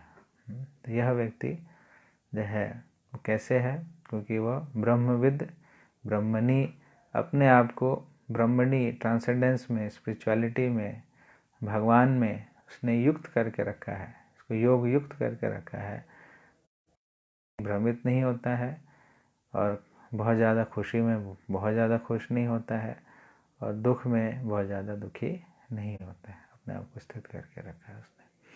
तो ये चीज़ इसमें भगवान जो है उसका लक्षण बतला रहे हैं। जो व्यक्ति समदर्शिना है, पंडिता है, योग युक्त है, ज्ञान में स्थित है, ज्ञान में स्थित होकर के केवल अपने शुद्धिकरण के लिए कार्य कर रहा है, तो ऐसे व्यक्ति का ये लक्षण है ना। तो भगवान की इच्छा यही है कि हम सब भी ऐसे ही बने, हम सब का भी जीवन का लक्ष्य ही ऐसा ही हो। मान लीजिए समाज में, घर में सारे लोग ऐसे बन जाएं तो फिर वो घर, वो समाज कैसा होगा, जिसमें लोग पूर्ण रूप से अपने आप में संतुष्ट हैं, खुश हैं और एक दूसरे से लड़ नहीं रहे, झगड़ नहीं रहे, किसी पे गुस्सा नहीं कर रहे हैं, सबसे प्रेम, बहुत ही सम्मान के साथ रह रहे हैं, खुश हैं, आनंद में हैं अपने आप में। तो वो घर, वो समाज और वो शहर, वो देश और वो विश्व कैसा बन जाएगा। तो ये है ना। तो इसलिए कम से कम जो भक्त हैं, बाकी दुनिया को तो यह ज्ञान हो सकता है कि पता ना हो, लेकिन जो भक्ति में लगे हैं उनको पूरा प्रयास करना चाहिए कि भगवान की जो इच्छा है उस इच्छा के अनुसार अपने आप को हम बदलें। तो यही एक भक्त का लक्षण है। भक्त का और अभक्त में क्या अंतर है? भक्त की इच्छा जो होती है वो भगवान की इच्छा होती है, और जो अभक्त होता है उसकी, वो कहता है कि मेरी जो इच्छा है वही भगवान की इच्छा होनी चाहिए कि मैं जो चाहता हूँ, मेरी जो डिज़ायर्स है वही भगवान की डिज़ायर होनी चाहिए। वो ज़बरदस्ती करता है, लेकिन भगवान की इच्छा नहीं होती फिर भी उसको दे देते हैं। जैसे कल हमने चर्चा किया था कि देते रहते हैं, चलो ठीक है लेकिन भगवान का मन नहीं करता। लेकिन फिर वही जब फंसता है, कुछ बुरा होता है, तो घूम फिर के फिर वो कृष्ण के पास ही आ जाता है। लेकिन जो भक्त होता है उसकी क्या इच्छा होती है कि जो भगवान की इच्छा होती है ना। तो अपनी इच्छा को वो भगवान की इच्छा से डोवटेल करता है। तो भगवान की क्या इच्छा है कि हर एक भक्त को इस प्रकार से होना चाहिए। न प्रहर्षित प्रियम प्राप्य, न ज्वेत प्राप्य चाप्रियम, स्थिर बुद्धि असमुढ़ो ब्रह्मविद ब्रह्मणि स्थिता। अपने आप को ब्रह्म में, ट्रांसेंडेंस में स्थित रखेंगे, अपने आप को हम सदैव भगवान की सेवा में, अपनी चेतना को कृष्ण चेतना में बना के रखेंगे, तो ये स्थिति बहुत ही आसानी से हम। लेकिन इसमें जो हमारा सबसे बड़ा बाधक है, वो हमारा सबसे बड़ा बाधक क्या है? वो है, तो श्लोक संख्या 21 में भी क्या लक्षण है, फिर इंद्र तृप्ति के बारे में 22 में है। श्लोक संख्या 21 में कह रहे हैं, बाह्य स्पर्शेषु असक्त आत्मा विन्दति आत्मनि यत् सुखम स ब्रह्म योग युक्तात्मा सुखम अक्षयम अश्नुते। तो बाह्य स्पर्श से असक्त आत्मा, जो बाह्य स्पर्श के माध्यम से जो आनंद की अनुभूति होती है या सुख का अनुभूति होती है, जिसको इंद्र तृप्ति कहते हैं, होती है तो स्पर्श से होती है ना, टच, ना स्पर्श। तो स्पर्श से वो क्या, असक्त आत्मा, असक्त का मतलब उससे अटैच नहीं है। किससे अटैच नहीं है? बाह्य स्पर्श ना, इंद्र तृप्ति से आसक्ति नहीं है। विंदति आत्मनि यत सुखम, विंदति का मतलब आनंद में रहता है, आत्मनि अपने आप में ही, यत सुखम और उससे वो आनंद की अनुभूति करता है। स ब्रह्म योग युक्तात्मा सुखम अक्षयम, वह जो व्यक्ति है वो ब्रह्म में मतलब स्पिरिचुअलिटी में लगा हुआ है, युक्त आत्मा हमेशा जुड़ा हुआ है, सुखम अक्षयम अश्नुते, आपने ना अक्षय तृतीया हमने नाम सुनते हैं। अक्षय, अक्षय का मतलब होता है जिसका कभी क्षय नहीं होता है। तो ऐसा व्यक्ति जो केवल भक्ति में, कृष्ण में, भक्ति में, गतिविधियों में, भगवान के नाम में, रूप में, लीला में, उनकी सेवा में, उनके प्रचार में रखता है, तो उस व्यक्ति को क्या प्राप्त होता है? उस व्यक्ति को सुखम अक्षयम अश्नुते, सुख की अनुभूति होती है, आनंद की अनुभूति होती है। और वो कैसा आनंद होता है? अक्षय, अक्षय का मतलब जिसका कभी भी क्षय नहीं होता है। अश्नुते, अश्नुते का मतलब अंदर ही अंदर वो रिलीज कर रहा होता है ना। तो बाह्य परिस्थिति से उसका कोई फर्क नहीं पड़ता, चाहे कुछ भी हो जाए, और चाहे कोरोना आ जाए, कभी कुछ हो जाए, ठीक है, वो जो उसकी ड्यूटीज़ है वो ड्यूटीज़ करेगा, लेकिन उससे प्रभावित नहीं होगा। क्यों? क्योंकि अंदर ही अंदर वो इस बात को ज्ञान में स्थित है, और अंदर ही अंदर वो एक अक्षय आनंद की अनुभूति कर रहा है, तो जिसका कभी क्षय नहीं होता। वो विंदती है हमेशा आनंद। कैसे विंदती है? आत्मनि, अपने आप में ही खुश रहता है। तो ये जो है लक्षण है। लेकिन बाह्य स्पर्श से असक्त आत्मा है, जो एक्सटर्नल स्पर्श इंद्र तृप्ति है, उससे उसका कोई अटैचमेंट नहीं रहता। तो प्रश्न उठता है कि ये हम कैसे समझें, क्योंकि ये जो सबसे बड़ा बाधा होता है एक जीव का, एक बद्ध जीव का, उसका एक नेचुरल आकर्षण है किसके तरफ? इंद्र तृप्ति की तरफ। और इंद्र तृप्ति कैसे होता है? इंद्र तृप्ति होता है स्पर्श के माध्यम से, टच से ना। जितनी भी इंद्रियां हैं, इंद्रियों को टच चाहिए। किसके साथ टच चाहिए? इंद्रिय विषयों के साथ। जब इंद्रिय विषय और इंद्रियां जब स्पर्श करती है, तब उसको कहते हैं इंद्र तृप्ति। तो स्पर्श से ही इंद्र तृप्ति होती है। तो वो जो व्यक्ति है उसको भली भांति यह पता है, क्या पता है? 22 नंबर श्लोक में कि ये ही संस्पर्श जाब होगा दुख देवते आदिवंत तो कौन्तेय न तेषु रमते बुधा, कि ये ही संस्पर्श जाब होगा, कि जो स्पर्श के द्वारा भोग होता है, इसको कहते हैं इंद्र तृप्ति। स्पर्श के द्वारा जो भोग होता है उसका क्या लक्षण है? दुख योनिया एवते। तो दुखों की शुरुआत कहाँ से हो जाती है? दुखों की शुरुआत हो जाती है जब इंद्रिय और इंद्रिय विषय जब आपस में टच करते हैं, है ना। तो शुरुआत वहीं से हो जाती है ना। ऐसा नहीं कि बाद में होती है, शुरुआत में थोड़ा बीज रूप में होता है, रूप में होते होते होते होते होते होते होते होते इतना भयंकर रूप धारण कर लेता है। तो योनि का मतलब है ओरिजिन, वहाँ से शुरुआत होती है।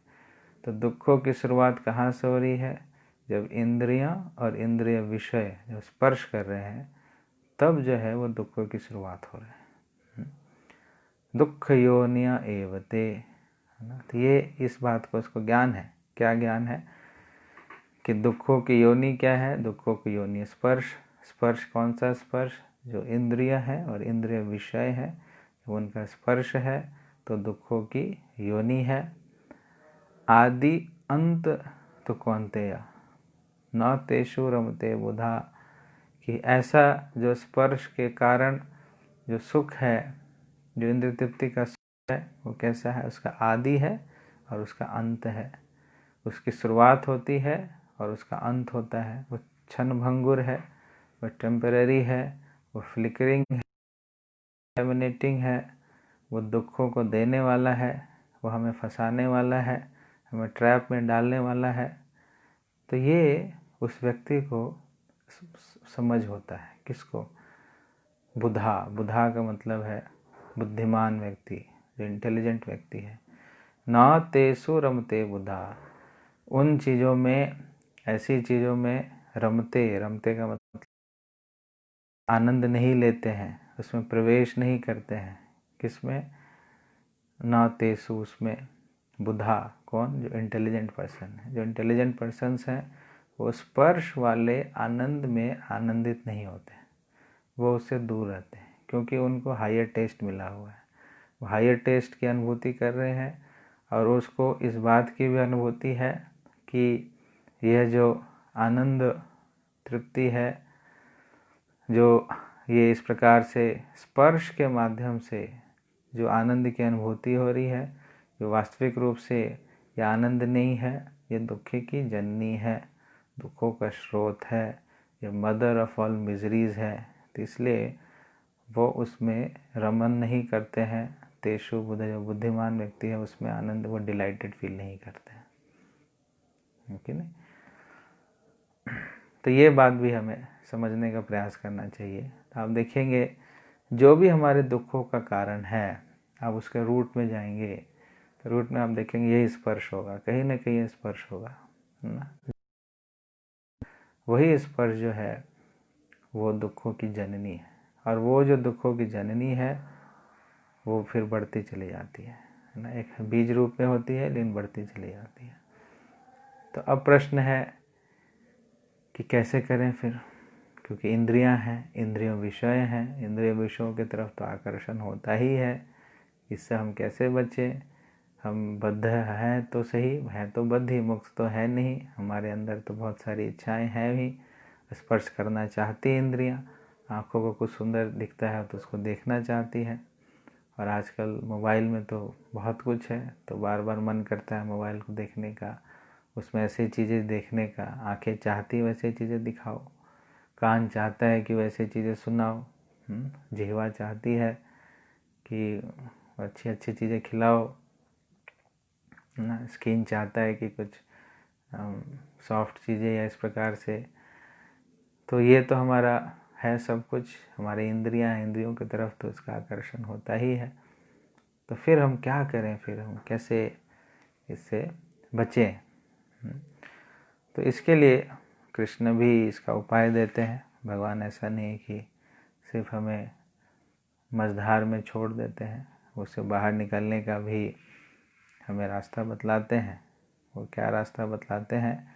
श्लोक संख्या 23, उसमें कहते हैं, शक्नोति है वह यह सोढ़ुम प्राक शरीर विमोक्षणात् काम क्रोध उद्भवम वेगम स युक्ता स सुखी नरः। कि शक्नोति यह सोढ़ुम, सोढ़ुम का मतलब है टॉलरेट करना, टॉलरेट करना हो ना। शक्नोति जो कर, जो ना शक लेता है, इसको क्या शक लेता है, सकता है, कर लेता है। शक्नोति यह एव, इसी शरीर में, यह जो व्यक्ति, सोढ़ुम, सोढ़ुम मतलब जो टॉलरेट कर लेता है, प्राक शरीर विमोक्षणात्, प्राक मतलब पहले, शरीर, शरीर को छोड़ने से पहले, विमोक्षणात् गिविंग अप, छोड़ने से पहले, क्या? काम क्रोध उद्भवम वेगम, जो काम और क्रोध से उत्पन्न वेग है, सहयुक्ता स सुखी नरा, तो जो इस वेग को सहन कर लेता है वह व्यक्ति युक्त है और सुखी है। इसका क्या मतलब? ये वेग होंगे, ये वेग कब तक रहेंगे? ये वेग जब तक शरीर है। ये जो शरीर है, इसी शरीर, सूक्ष्म शरीर है, ग्रॉस शरीर है। तो वेग जो उठता है वो सूक्ष्म शरीर में उठता है।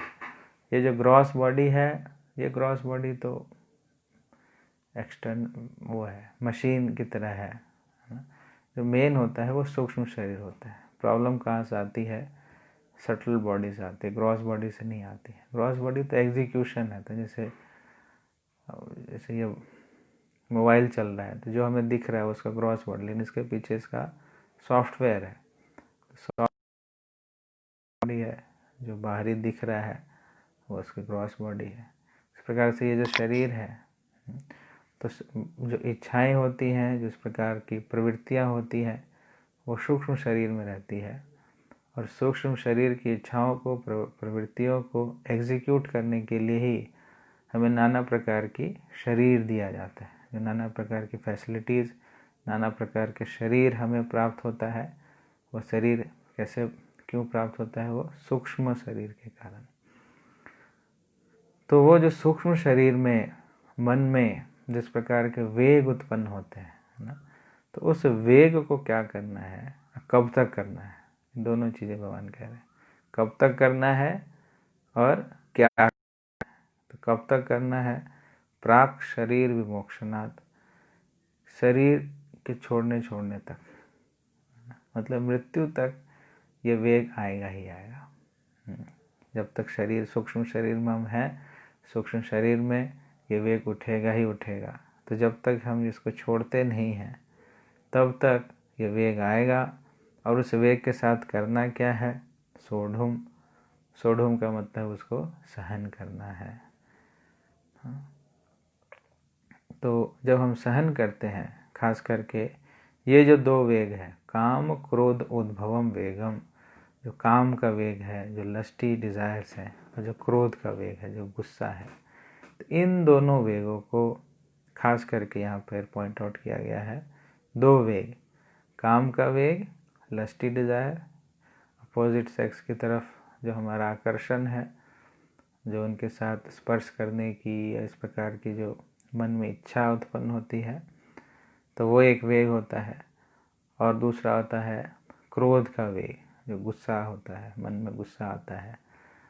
तो सूक्ष्म शरीर में पहले गुस्सा आता है, वो कैसे प्रदर्शित होता है? प्रभुपाद जी एक प्रदर्शित हैं, वो कैसे प्रदर्शित होता है? वो प्रदर्शित होता है हमारे मुंह से।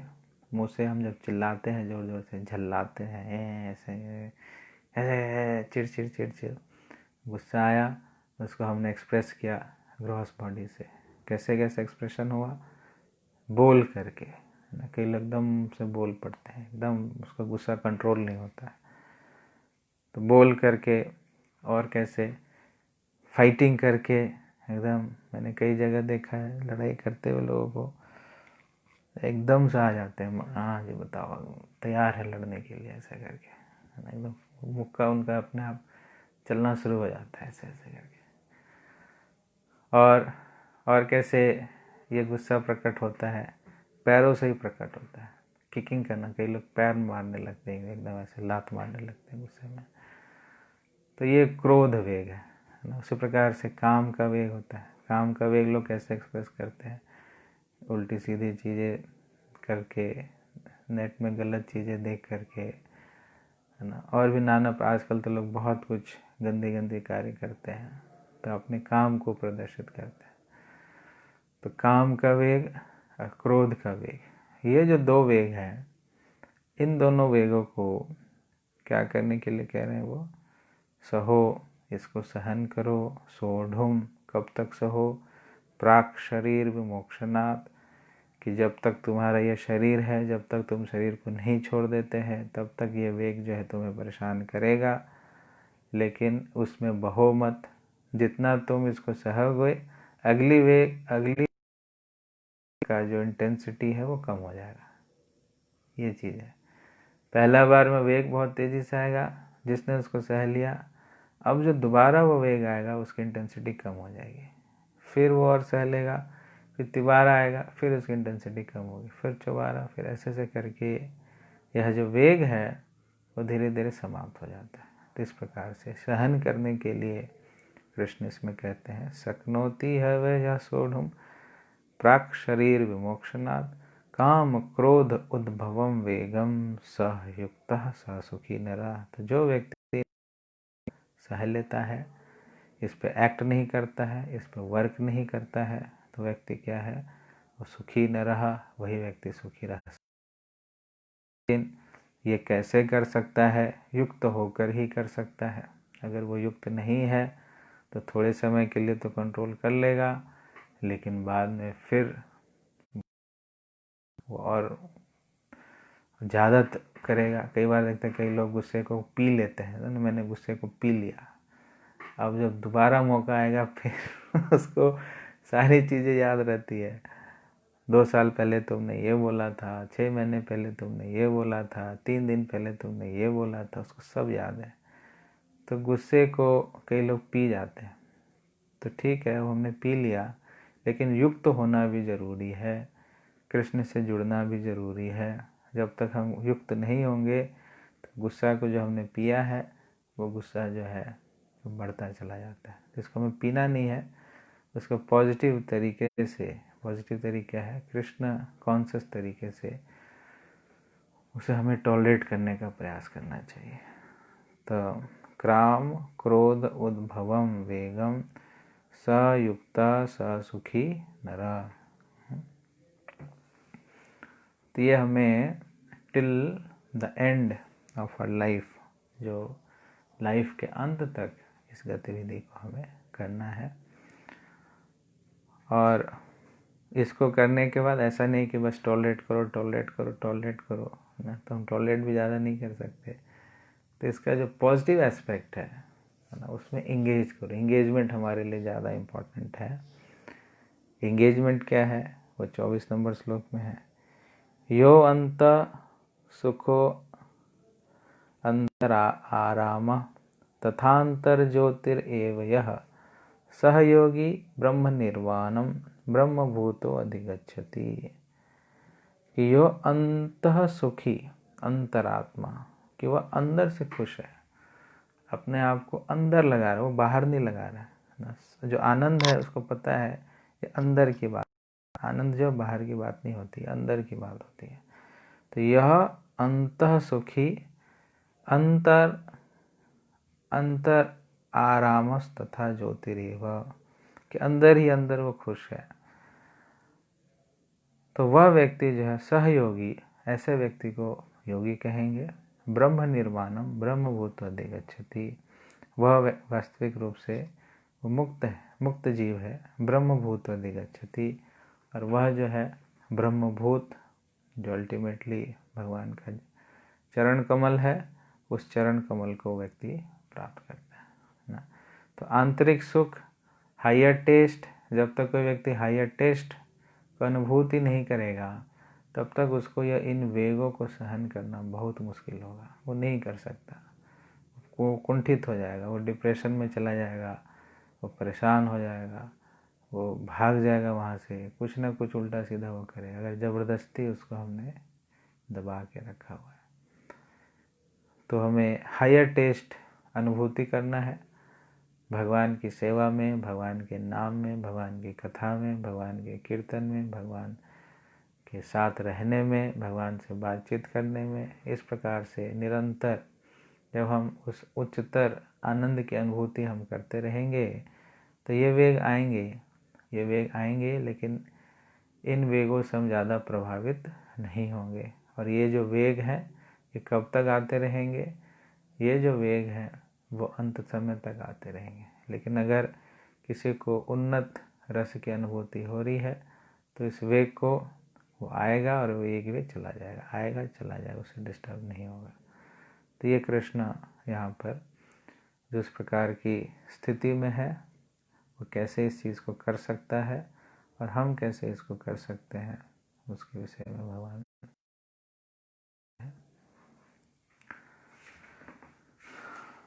तो 4-5 श्लोक और हैं, तो अभी हम कुछ क्वेश्चंस ले लेते हैं।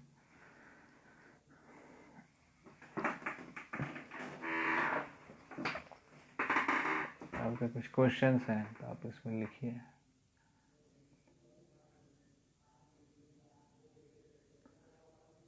निर्विशेषवादी से क्या अर्थ है और अर्थवाद से क्या अर्थ है? निर्विशेषवादी जो समझते हैं कि भगवान में कोई विशेषता नहीं है, कोई गुण नहीं है, कोई क्वालिटीज़ नहीं है, एक प्रकार से जो ज्योति में जो निराकारवादी होती हैं, निराकारवादी है, उनका कोई आकार नहीं होता है। निर्विशेषवादी मतलब जो बोलते हैं भगवान में कोई विशेषता नहीं है, कोई गुण नहीं है, तो जो इम्पर्सनलिज्म को जो फॉलो करते हैं वही है निर्विशेषवादी। उपस्थ वेग का क्या अर्थ है? उपस्थ वेग है जननेंद्रियों का वेग, जो कि लस्ट है, जो कि काम है, अपोजिट सेक्स की तरफ जो हमारा आकर्षण है, स्त्रियों का पुरुष की तरफ आकर्षण, पुरुषों का स्त्रियों की तरफ आकर्षण, तो ये होता है जननेंद्रियों का वेग। तो ये सबसे खतरनाक वेग है। तो इस वेग से हमें ऊपर उठना चाहिए, तभी हम इस भौतिक बंधन से बाहर निकल सकते हैं। नहीं तो जब तक यह वेग रहेगा तब तक हम इसी भौतिक जगत में रहेंगे। तो इस जगत को कहा ही गया, यहाँ पे वही लोग रहते हैं जो मैथुन करते हैं। गोलोक धाम में कोई मैथुन नहीं करता है ना। वो जो है कृष्ण को कहा गया है वो आदि ब्रह्मचारी है ना। बोलेंगे ऐसा कैसे, इतनी गोपियाँ हैं उनके साथ, इतनी रानियाँ हैं, हाँ सब है, लेकिन वो ब्रह्मचारी है। तो वहाँ पर जो है वही लोग जाता है जो ब्रह्मचारी है। ब्रह्मचारी का मतलब ब्रह्मचर्य का पालन करते हैं, है ना। तो गृहस्थों में ये कैसे प्रैक्टिकल है? गृहस्थों के लिए जो है सेक्स लाइफ वो भी धर्म है, ऐसा नहीं कि धर्म नहीं है, वो भी धर्म है, लेकिन धर्म तभी है जब वो सिर्फ संतान उत्पत्ति करने के लिए ही सेक्स लगते हैं, तो वो फिर धार्मिक कहा जाता है। उसके अलावा जो भी सेक्स लाइफ है वो सिंफुल है ना, वो पाप में है, करेगा पाप में लगेगा, उतना बंधेगा, और जितना बंधेगा वो और निम्न योनियों की तरफ जाएगा। इसलिए हम देखते हैं कि जो निम्न योनियाँ होती हैं उसमें सेक्स की बहुत फैसिलिटीज़ होती है, कहीं भी किसी प्रकार से कोई सेक्स कर सकता है। लेकिन मनुष्य योनि को उच्चतर योनि कहा गया है, इसमें रिस्ट्रिक्शंस है। और जो उससे भी ऊपर की योनियाँ हैं, जिससे भी ऊपर जब हम धाम की जब बात करते हैं तो धाम में एंट्री उन्हीं लोगों को मिलती है जो इस खास करके लस्ट से मुक्त है। तो हमें लस्ट, जब हम उच्चतर आनंद को प्राप्त करते हैं तो उच्चतर आनंद को प्राप्त कीजिए, अपने आप को लगाइए। नहीं मन लगता है फिर भी लगाओ, तो जैसे जैसे मन लगता चला जाएगा, हायर टेस्ट मिलता चला जाएगा, तो इन की तरफ हमारा मन बिल्कुल भी नहीं करेगा। तो इस पर हम वर्क कर सकते हैं। प्रभु जी ब्रिंजल खाना चाहिए या नहीं? ब्रिंजल खाइए, ब्रिंजल खाते हैं, लेकिन ज़्यादा मत खाइए, ब्रिंजल कम ही खाइए। प्रभु जी अब तक हायर टेस्ट नहीं आता, तब तक बैग आते हैं और हम गिर जाते हैं, फ्रस्ट्रेट फील करते हैं, ऐसे में कैसे डील करें? हाँ, तो उस वेग को इंगेज कीजिए ना, संतान उत्पन्न कीजिए। कई लोग संतान उत्पन्न नहीं करना चाहते और आनंद लेना चाहते हैं, ऐसा नहीं है, संतान उत्पन्न करें। गौर गोविंद महाराज जो है वो भी गृहस्थ में थे, जो प्रभुपाद जी के पास आए संन्यास लेने के लिए, ने उनको संन्यास दिया और उन्होंने बोला कि मैंने केवल 7 बारी मैं अपनी पत्नी से मिला, 7 बारी ही मैंने अपनी पत्नी के साथ मैथुन किया और मेरे 7 बच्चे हैं, है ना। तो जितने बार मैंने मैथुन किया उतने मेरे बच्चे हुए, है ना, तो 7 बच्चे हुए। तो हमें जो गृहस्थ में है, जब तक उनके अंदर शक्ति है, अगर ऐसी इच्छा है तो हमें संतान उत्पन्न करना चाहिए। कई लोग संतान उत्पन्न नहीं करते, इनको कौन संभालेगा, इनको कौन संभालेगा। भक्ति विनोद ठाकुर जी के 14 बच्चे थे और उसमें से एक बच्चा था बिमला प्रसाद, भक्ति सिद्धांत महाराज। भक्ति सिद्धांत महाराज जो है पूरे विश्व का कल्याण, तो ज़्यादा बच्चे पैदा करो और कुछ बच्चों को भगवान की सेवा में लगाओ, कुछ को सन्यासी बनाओ जो कि पूरे विश्व का। अब किसी का होता है एक बच्चा, आधा बच्चा, और वो मंदिर ज्वाइन करता है तो इतना रोते हैं माता पिता, बाप रे पता नहीं क्या हो गया तो क्यों ऐसी स्थिति है? क्योंकि संतान ही एक है। जब गृहस्थ में थे संतान उत्पन्न कर सकते थे तो किया नहीं। तो अलग अलग स्थितियाँ होती हैं। तो गृहस्थों की स्थिति है, उनको फैसिलिटी है उनके पास संतान उत्पन्न करने की, तो उनको संतान उत्पन्न करना चाहिए। आप संतान उत्पन्न नहीं करेंगे तो आप पाप करेंगे, सिंफुल एक्टिविटीज़ करेंगे और फिर फ्रस्ट्रेट होंगे। ऐसा होगा ही नहीं कि हम पाप करें और फ्रस्ट्रेट ना हो। अगर फ्रस्ट्रेट हो तो वो पाप है। लेकिन संतान उत्पत्ति के लिए आप कर रहे हैं तो फिर वो क्या है? वो धर्म है। कृष्ण खुद कहते हैं धर्म विरुद्धो कामोऽस्मि, कि जो धर्म के विरुद्ध काम नहीं है वो मैं हूँ। वो साक्षात भगवान है। ये तो गंदी चीज़ नहीं, अच्छी चीज़ है। भगवान ने शक्ति दी है सबको। तो जो इसलिए उसको धर्म पत्नी और उसको पति कहा जाता है। धार्मिक तरीके से संतान को उत्पन्न करें तो वो गलत नहीं है। लेकिन धीरे धीरे धीरे धीरे अपनी इस इच्छा को हमें शुद्ध करना चाहिए।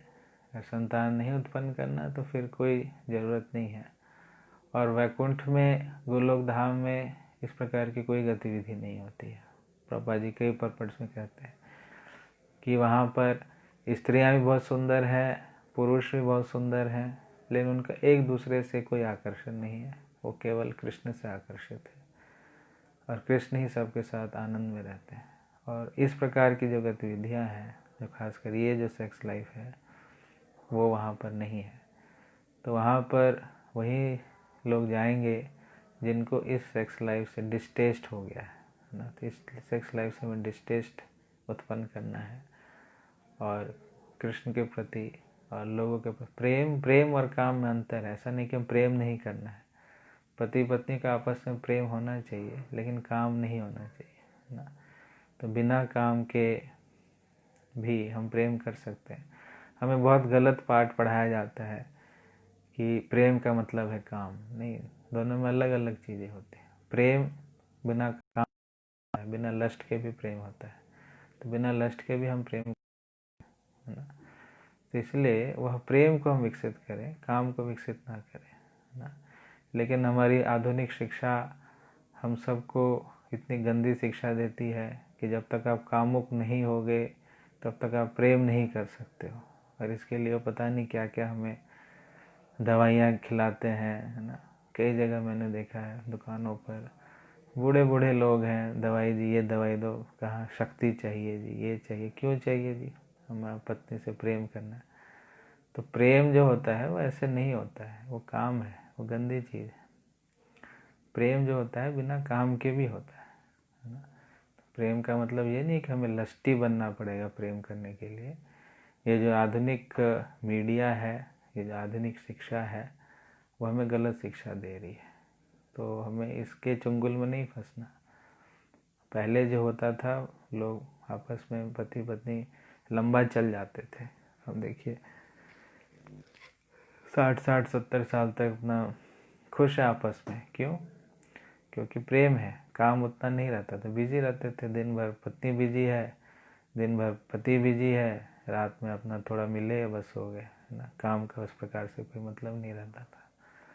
लेकिन अब तो सब खाली है। बच्चे भी एक आधा बच्चे हैं, है ना। वो भी बच्चा कहाँ सो रहा है, कौन सो रहा है, टाइम ही टाइम है। तो खाली टाइम में फिर वो अपनी नेचर है उसको एग्जिबिट करते हैं और इसको समझते हैं कि अच्छी बात है। ये अच्छी बात नहीं है, गलत बात है। हाँ, ये अच्छी बात तभी होगी जब इसको हम भगवान की सेवा में लगाएंगे, जब इसको हम सच में कृष्णा कॉन्शियस तरीके से संतान उत्पन्न करें।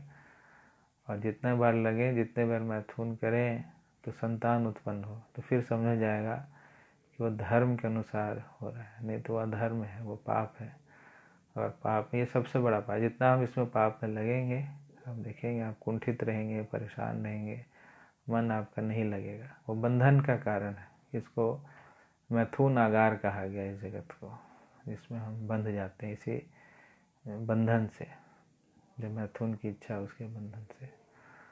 तो इसलिए हमें इससे बचने का प्रयास करना चाहिए।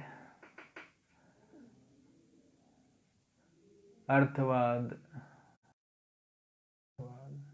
अर्थवाद मतलब पैसा। हरे कृष्णा प्रभु जी, विनम्रता कैसे विकसित करें? सेवा करें अच्छे से, और सेवा को अर्पित करें, भगवान के चरणों में अर्पित करें, और निष्काम भाव से सेवा करें। तो जब हम निष्काम भाव से सेवा करते हैं तब हमारे अंदर विनम्रता की भावना आती है। लेकिन सेवा करके अगर हम उसका मेवा खाना चाहते हैं तो फिर हमारा अहंकार बढ़ता है। तो इसलिए निष्काम भाव से हम सेवा करते रहें, अपने आप को भगवान का दास समझें, भक्तों का समझें, सबका दास समझें, दासानुदास समझें। तो इस प्रकार से अगर हम सेवा करते रहेंगे विनम्रता से, तो विनम्रता की भावना उत्पन्न होगी, और हर एक परिस्थितियों को भगवान की कृपा के रूप में ग्रहण करें, हर एक परिस्थितियों को एक्सेप्ट करें, उसको रिजेक्ट ना करें, उसको कृपा के रूप में लें कि भगवान की यही इच्छा है तो ऐसा ही सही। तब हम और विनम्र, जितना हम रेबल करते हैं कि क्यों ऐसा है, क्यों ऐसा है, ये है, तो हमारे अहंकार का द्योतक है। जो भगवान हमें दे रहे हैं हम उसको एक्सेप्ट नहीं करना चाह रहे, तो हम कुंठित रहते हैं। लेकिन हमें भगवान पर पूर्ण रूप से आश्रित रहना, और हर एक चीज़ को ग्रेटफुल तरीके से, कृतज्ञता की भावना से उसको ग्रहण करेंगे तो विनम्रता होगी। तो समर्पण का भाव से विनम्रता आती है, कृतज्ञता के भाव से विनम्रता आती है, सेवा भाव से विनम्रता आती है, और प्रैक्टिकल जो गीता का ज्ञान है उसको प्रैक्टिकल अप्लाई करने से विनम्रता आती है। जब विद्या हमको सही धारण करेंगे तो हमारे अंदर विनम्रता आएगा ही आएगा। विद्या सिर्फ नॉलेज बढ़ाने के लिए ना करें, उसको अपने अंदर बदलाव के लिए करें, तो उससे विनम्रता आती है।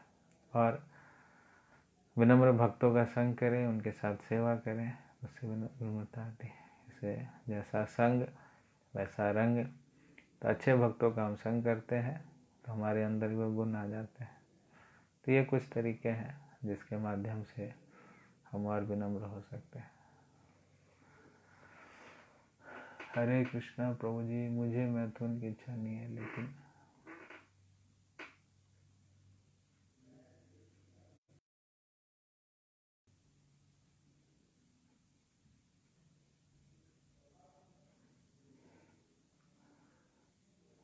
लेकिन प्रभु जी को रहती है।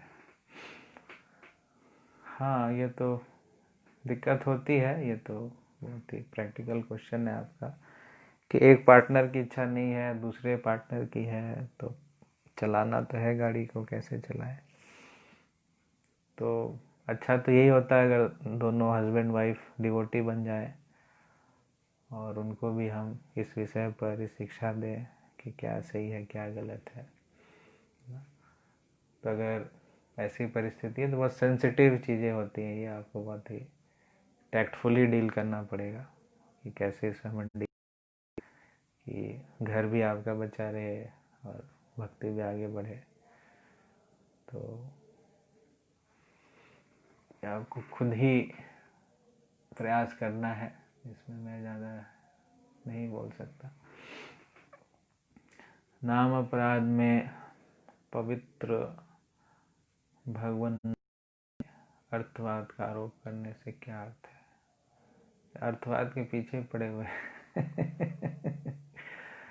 तो हमें जो डिस्कशन होता है हमें उस पर चर्चा करना चाहिए, अलग से क्वेश्चन। ठीक है, मैं इसका आंसर दे देता हूँ। अर्थवाद का मतलब है कि अपने से उसका मीनिंग निकालना, है ना, कि ये इसका मतलब हो सकता है, ये इसका मतलब हो सकता है। तो अर्थवाद, या उस अर्थ को समझना कि ये कुछ ज़्यादा ही बढ़ा चढ़ा करके बताया गया है ना। तो इंटरप्रिटेशन, अर्थवाद मतलब इंटरप्रिटेशन, अपना इंटरप्रिटेशन देना, है ना। जो भी नाम की महिमा है नाम की महिमा में अपना इंटरप्रिटेशन देना, उसको कहेंगे अर्थवाद। तो हमें अपना इंटरप्रिटेशन नहीं देना है, अपना अर्थ नहीं देना है। अर्थवाद का मतलब अपने अर्थ को आरोपित करना, तो अपना अर्थ उसमें नहीं देना, इंटरप्रेट नहीं करना है। हमें जो शास्त्रों का इंटरप्रिटेशन है, जो आचार्यों का इंटरप्रिटेशन है, उस इंटरप्रिटेशन को हमें ग्रहण करना चाहिए।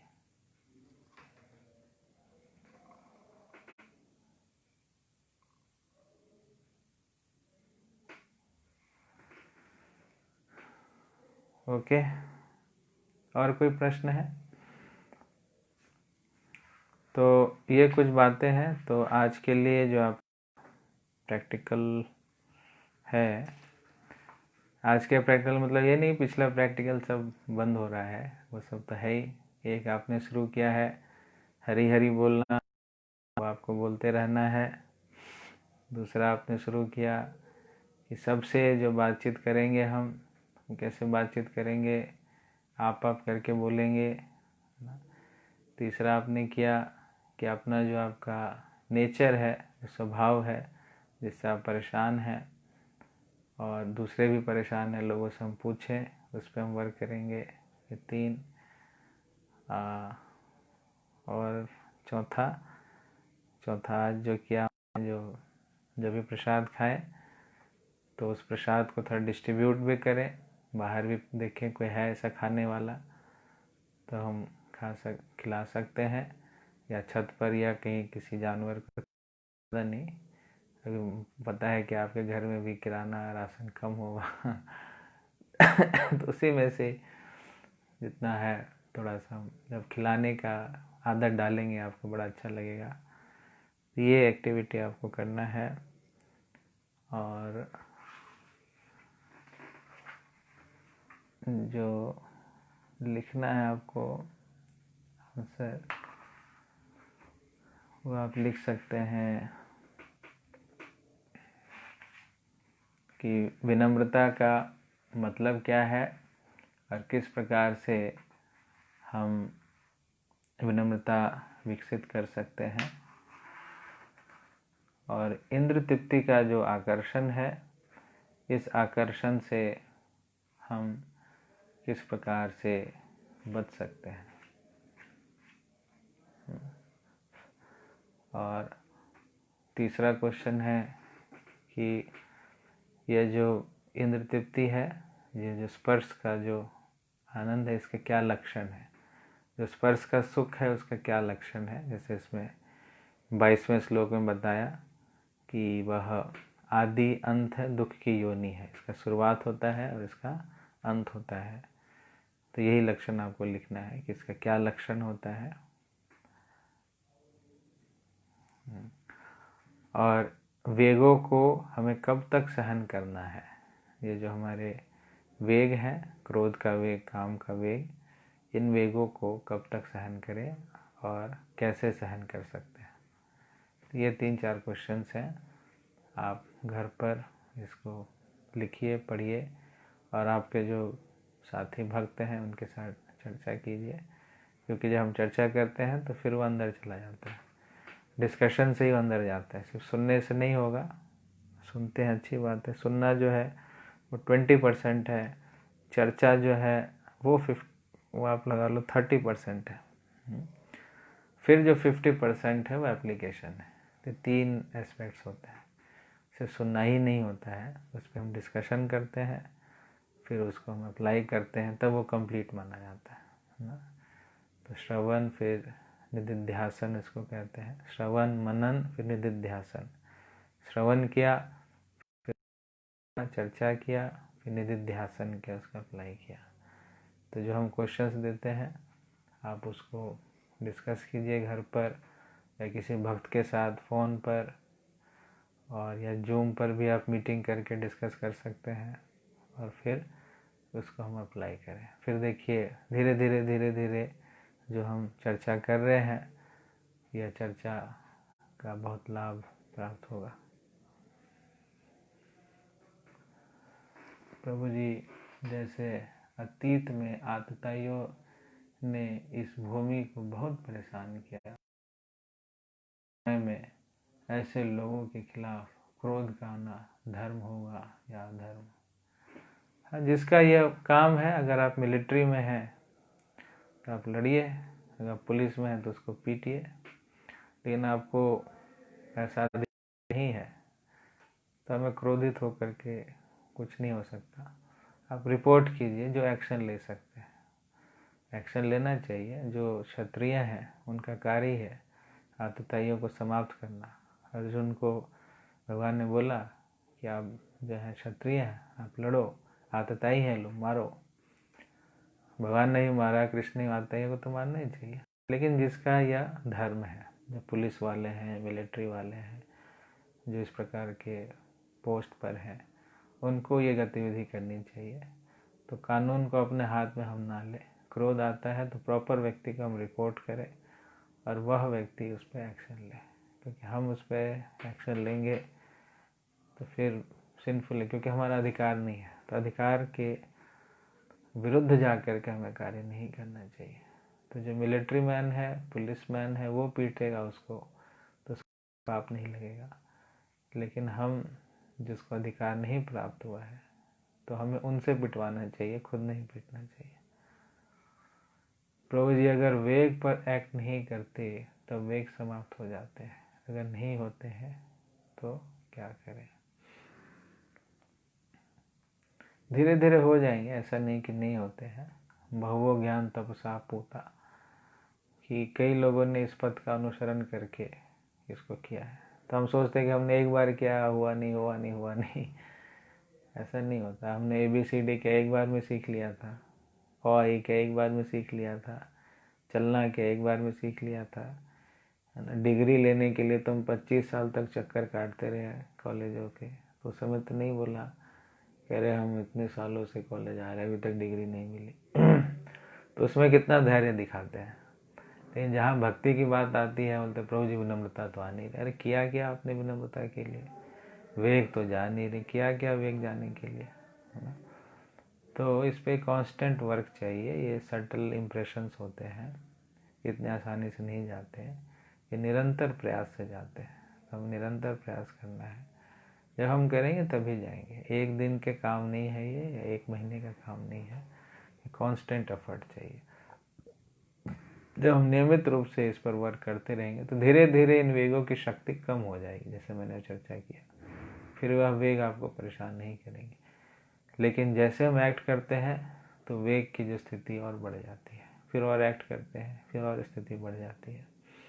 इसलिए हमें कृष्ण सेवा में, हरि नाम में और प्योरिटी में, सतोगुण में जितना आप रहेंगे तो वेग परेशान नहीं करेंगे। रजोगुण जो होता है वही कारण होता है ज़्यादा वेग लाने का।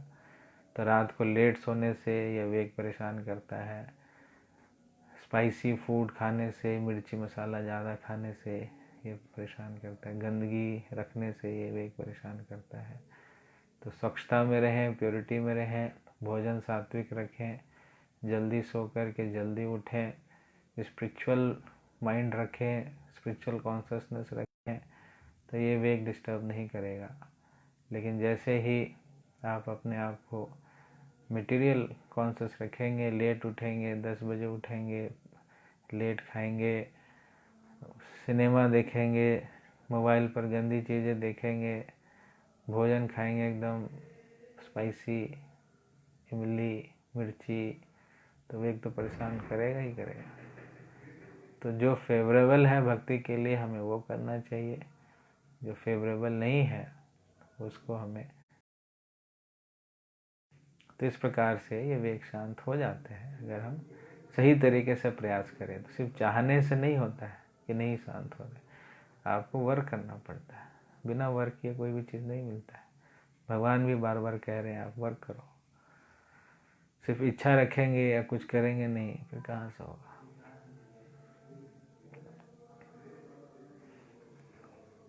ठीक है, तो आज के लिए इतना ही, और कल हम फिर मिलेंगे। कल फिर जिन लोगों ने आज होमवर्क नहीं किया है वो होमवर्क करके आए आप कहेंगे हमारा स्कूल शुरू हो गया। तो बच्चों को तो हम बड़ा स्कूल भेजते हैं अच्छे से, बेटा स्कूल जा, पढ़ के आ। है ना। तो आजकल तो बच्चों का भी ऑनलाइन क्लास शुरू हो गया, मुझे सुनने में आ रहा है कि सभी ऑनलाइन क्लासेस कर रहे हैं। तो आपका भी समझिए पुराने दिन, पढ़ाई लिखाई वाले दिन आ गए हैं। कुछ थ्योरी है, कुछ प्रैक्टिकल है, तो कुछ प्रैक्टिकल आप अप्लाई करें आकर के यहाँ पर हम सबको बतलाएं, जिससे क्या होगा कि हम सब का उत्साह बढ़ेगा। क्योंकि कलो संगे शक्ति, कलयुग में संग में शक्ति होती है। तो संग में हम बहुत कुछ सीख जाते हैं। ये जो लस्ट डिजायर का वेग है, अगर इसका पालन नहीं करते तो क्या 4